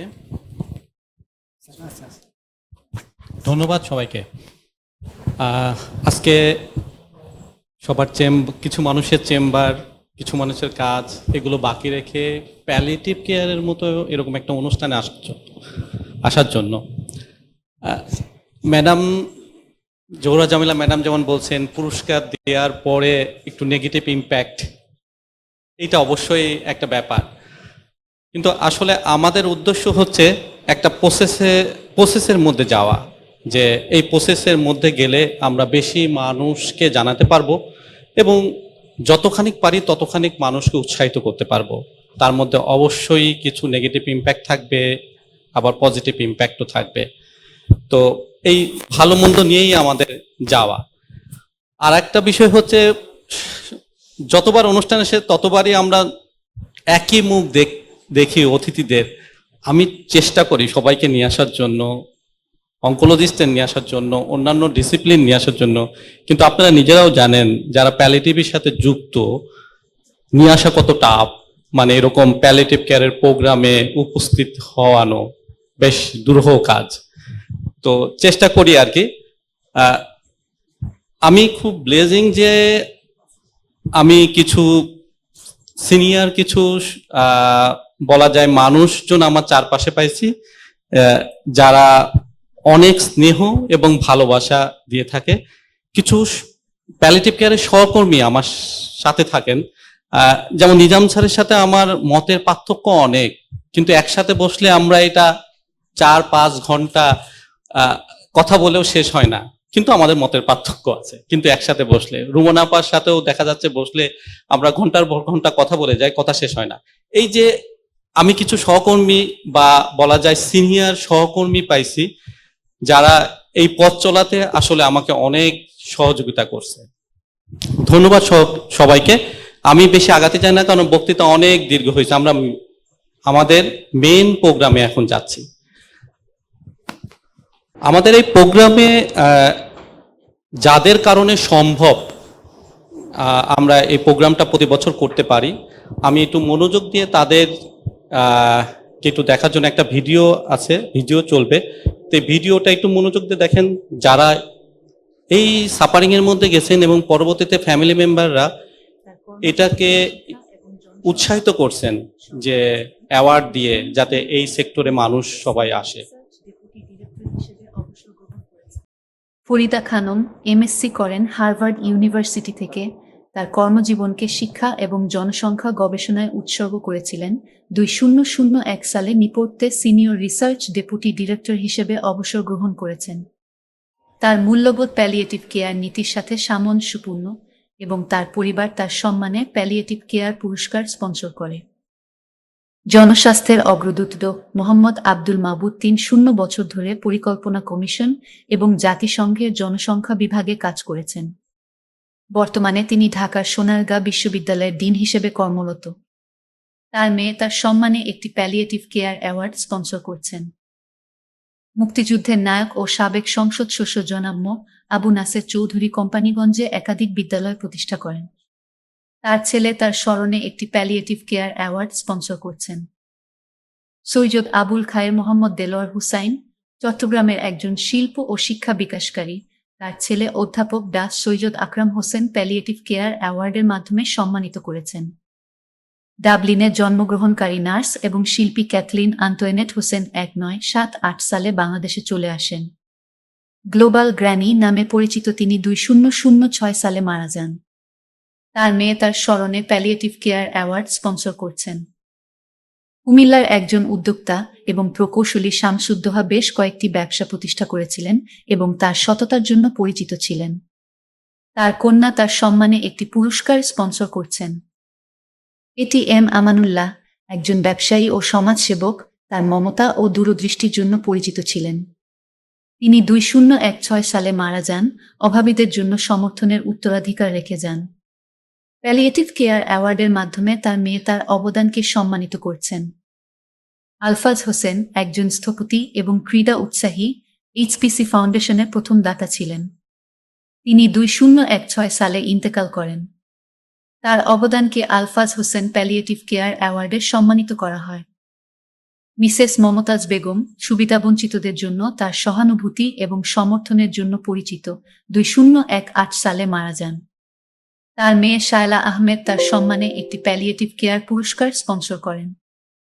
জুবাইদুর কবির একজন জ্বালানি খাতের পেশাদার এবং সাইক্লিস্ট, তিনি রাইড ফর প্যালিয়েটিভ কেয়ারের আয়োজন করেন। তিনি লাওস এ সাইক্লিং করার সময় শেষ নিঃশ্বাস ত্যাগ করেন। তার ভাই ডা শাহিনুর কবির প্যালিয়েটিভ কেয়ার অ্যাওয়ার্ডের মাধ্যমে সম্মানিত করছেন।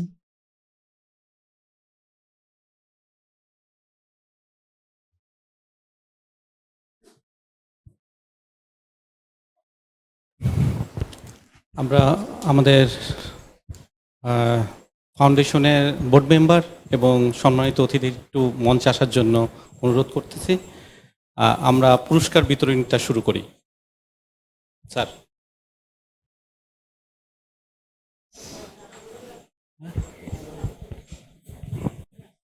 প্রথমেই আমরা চলে যাব ডক্টর ক্যাটাগরিতে। এবছর ডক্টর ক্যাটাগরিতে 3 জন অ্যাওয়ার্ড পাচ্ছেন। শায়লা আপা,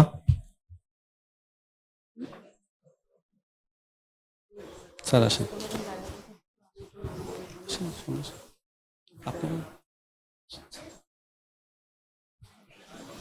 জামিলা ম্যাডাম,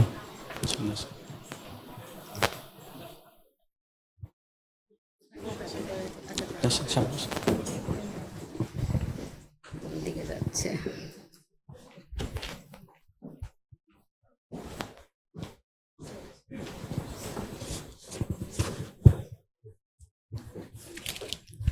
প্রথমে মঞ্চে আমন্ত্রণ জানাচ্ছি doctor Mohammad Abdul Mabud palliative care doctor award পাচ্ছেন ডাক্তার আনিকা তাবাসসুম উম্মিকা, ডেল্টা হসপিটাল।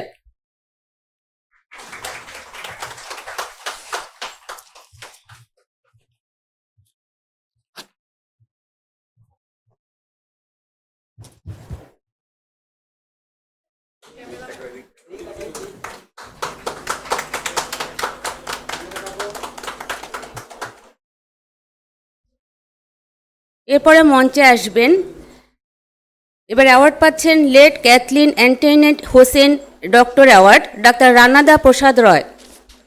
উনি national institute of cancer research and hospital কর্মরত আছেন।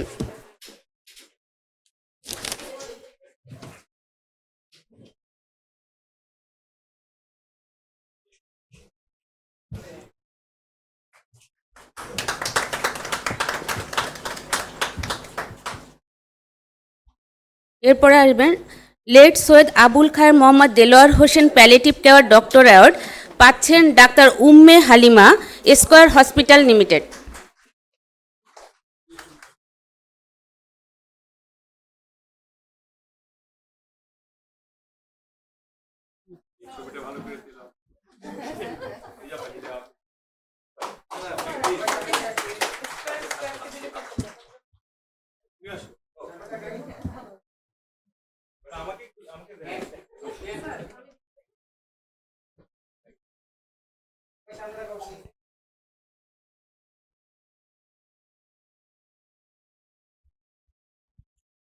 এবার আমরা চলে যাব ইনস্টিটিউশনাল নার্স ক্যাটাগরিতে। প্রথমে ডাকছি জিতু সরকার হসপিস বাংলাদেশ লিমিটেড, পাচ্ছে late Chowdhury AK-M Shamsuddoha palliative care institutional nurse award.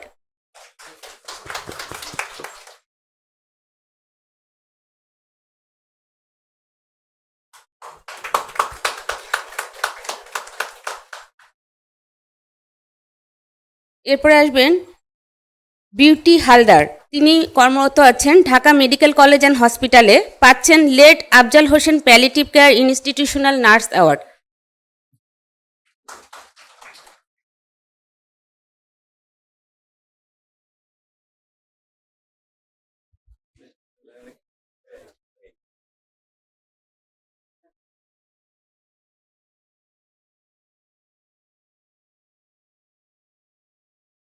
এরপর আসবেন Razia Sultana, national institute of cancer research and hospital, উনি পাচ্ছেন late Jubaidur Kabir palliative care institutional nurse award.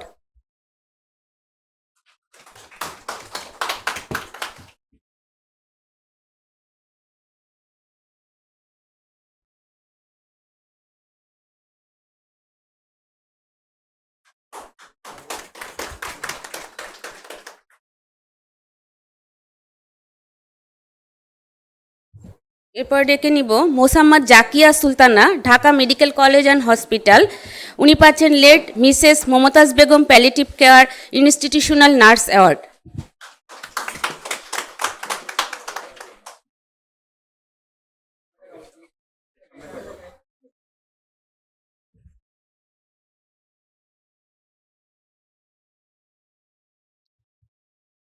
এরপর ডেকে নিব শামীম আহমেদ, উনি কর্মরত আছেন বঙ্গবন্ধু শেখ মুজিব মেডিকেল ইউনিভার্সিটি। উনি পাচ্ছেন late N Amanullah palliative care institutional nurse award.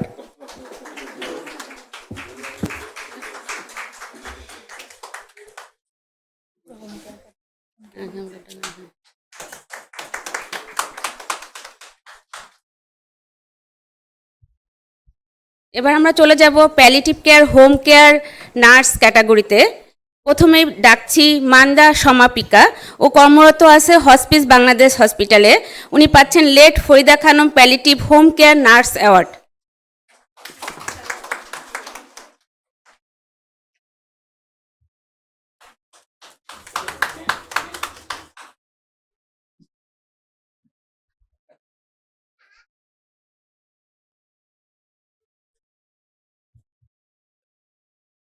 এরপর আসবে পপি আক্তার, তিনি কর্মরত আছেন কম্পেনশনেট করাইল প্রজেক্ট।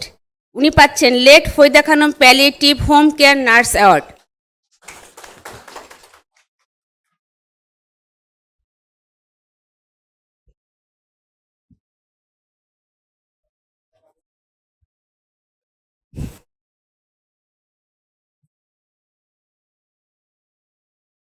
এরপর আসবেন শিল্পী আক্তার সোহাগী, কর্মরত আছেন কম্পেনশনেট করাইল প্রজেক্ট। উনি পাচ্ছেন late Farida Khanam palliative home care nurse award.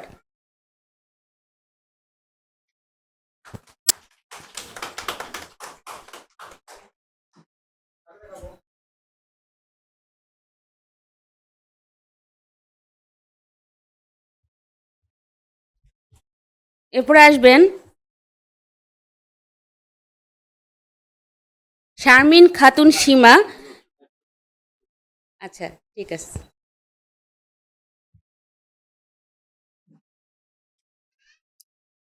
এরপরে ডাকবো শারমিন খাতুন সীমা, তিনি কর্মরত আছেন হসপিস বাংলাদেশে। উনি পাচ্ছেন late Mohammad Abu Naser palliative home care nurse award.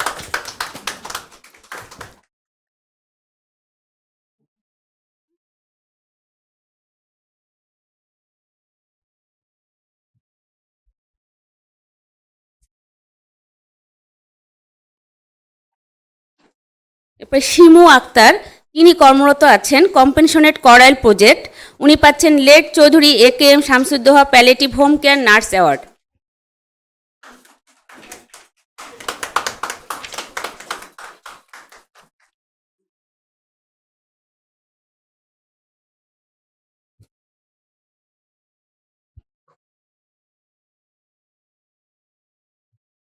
সম্মানিত অতিথি, এই হলো আমাদের ডাক্তার nurse home care nurse institutional nurse award. আমি অতিথিদের আসন গ্রহণ করার জন্য অনুরোধ করছি। লাস্টে লাস্টে লাস্টে লাস্টে আরো আছে, একটা বিশেষ অ্যাওয়ার্ড বাকি আছে।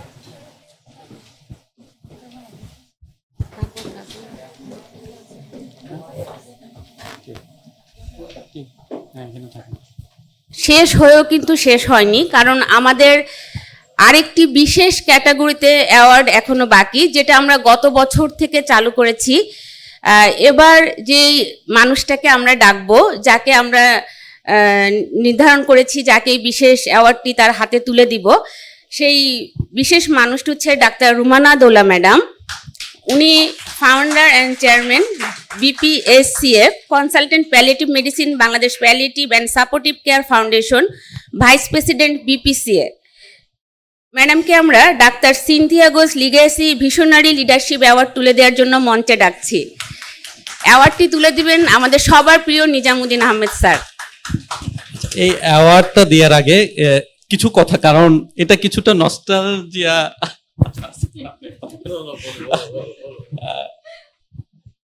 সিনথিয়ার ব্যাপারটা অবশ্যই একটু নস্টালজিয়া করে আমাকে, বিশেষ করে কারণ আমার মেন্টর, ডাইরেক্ট মেন্টর এতদূর আসার পিছনে ওনার অনেকখানিক অবদান, অনেকখানিক পুশিং ছিল। তো একইভাবে শুধু আমাকে না, উনি এই সাউথ এশিয়া বা এশিয়াতে অনেকজনকে এভাবে নিয়ে আসছেন যারা প্যালিয়েটিভ কেয়ারে কাজ করে যাচ্ছে। নিজাম স্যার। মধ্যেখানে সিনথিয়ার নামটা চলে আসাতে মনটা আসলেই খারাপ হলো। ভদ্রমহিলার সাথে আমার বেশ অল্প সময়ের পরিচয় হলেও বাংলাদেশের জন্য তার অবদান অস্বীকার করার মতন ধৃষ্টতা কাউরির হবে না। উনি বেশ কয়েকটা ট্রেনিং প্রোগ্রাম করেছেন বাংলাদেশে এবং বেশ কিছু মানুষকে উদ্বুদ্ধ করেছেন প্যালিয়েটিভ কেয়ারের সাথে সম্পৃক্ত হওয়ার জন্য এবং প্রশিক্ষিত হওয়ার জন্য। আমি দুষ্টুমি করে রুমানাকে বলতাম মাঝে মাঝে যে আপনার গডমাদার, শি ইজ প্রবাবলি। এবং রুমানাকে আমি পুরস্কার দেওয়াটা একটু ধৃষ্টতা হয়, কারণ আমার চাইতে একটু সিনিয়র। আমি যখন বাংলাদেশে প্যালিয়েটিভ কেয়ার নিয়ে খাচ্ছি প্রথম, তখন আমি দুটো মানুষের নাম শুনেছিলাম, একটা হচ্ছে রুমানা দৌলা আর একটা হচ্ছে ব্রিগেডিয়ার সুরাইয়া। এই দুজন মানুষ। তো রুমানা কোথায়? রুমানা তখন বিদেশে এবং আমার চাইতেও বেশি শিক্ষিত। আমার সামান্য একটা 6 সপ্তাহের প্রশিক্ষণ, ও হচ্ছে মাস্টার্স ইন প্যালিয়েটিভ মেডিসিন। তো সেই জন্য ওকে আমি কি পুরস্কার তুলে দেব? ও বরঞ্চ আমাকে দিতে পারে আর কি, এক একটা চাইলে। অনেক অনেক ধন্যবাদ।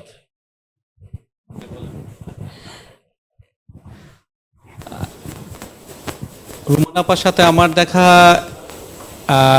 আমি যখন মেডিকেল অফিসার অঙ্কোলজি একটা সেন্টারে কাজ করি, তখন হঠাৎ করে দেখা। হ্যাঁ, প্যালিয়েটিভ আমিও তখন আর কি শুনতেছি, করার প্ল্যান করতেছি। আবার উনি হয়তোবা ফার্স্ট গ্র্যাজুয়েট করে আসছে বাংলাদেশে বলা যায়, বা উনি হচ্ছে প্রথম যে বাইরের থেকে একটা স্বীকৃত প্যালিয়েটিভ কেয়ার একটা ডিগ্রি করে বাংলাদেশে এসে প্যালিয়েটিভ কেয়ার শুরু করেন। আমি তখন ছোট, অনেক ছোট, তো তখন আর কি পরিচয়। তো হয়তোবা এভাবেই পরিচয় হওয়ার থেকেই কানেকশন তৈরি হয়ে গেছে। না হলে বোধহয় হয় এত তাড়াতাড়ি আমরা আসতে পারতাম না। এখন এই মানে আপার বক্তব্য আমরা একটু। প্রথমত ধন্যবাদ জানাচ্ছি, I am so humbled. Nizam ভাই প্রথমে যা বললেন, নিজাম ভাই আপনাকে তো আমরা ফাদার অফ প্যালিয়েটিভ কেয়ার মানি, তাই না?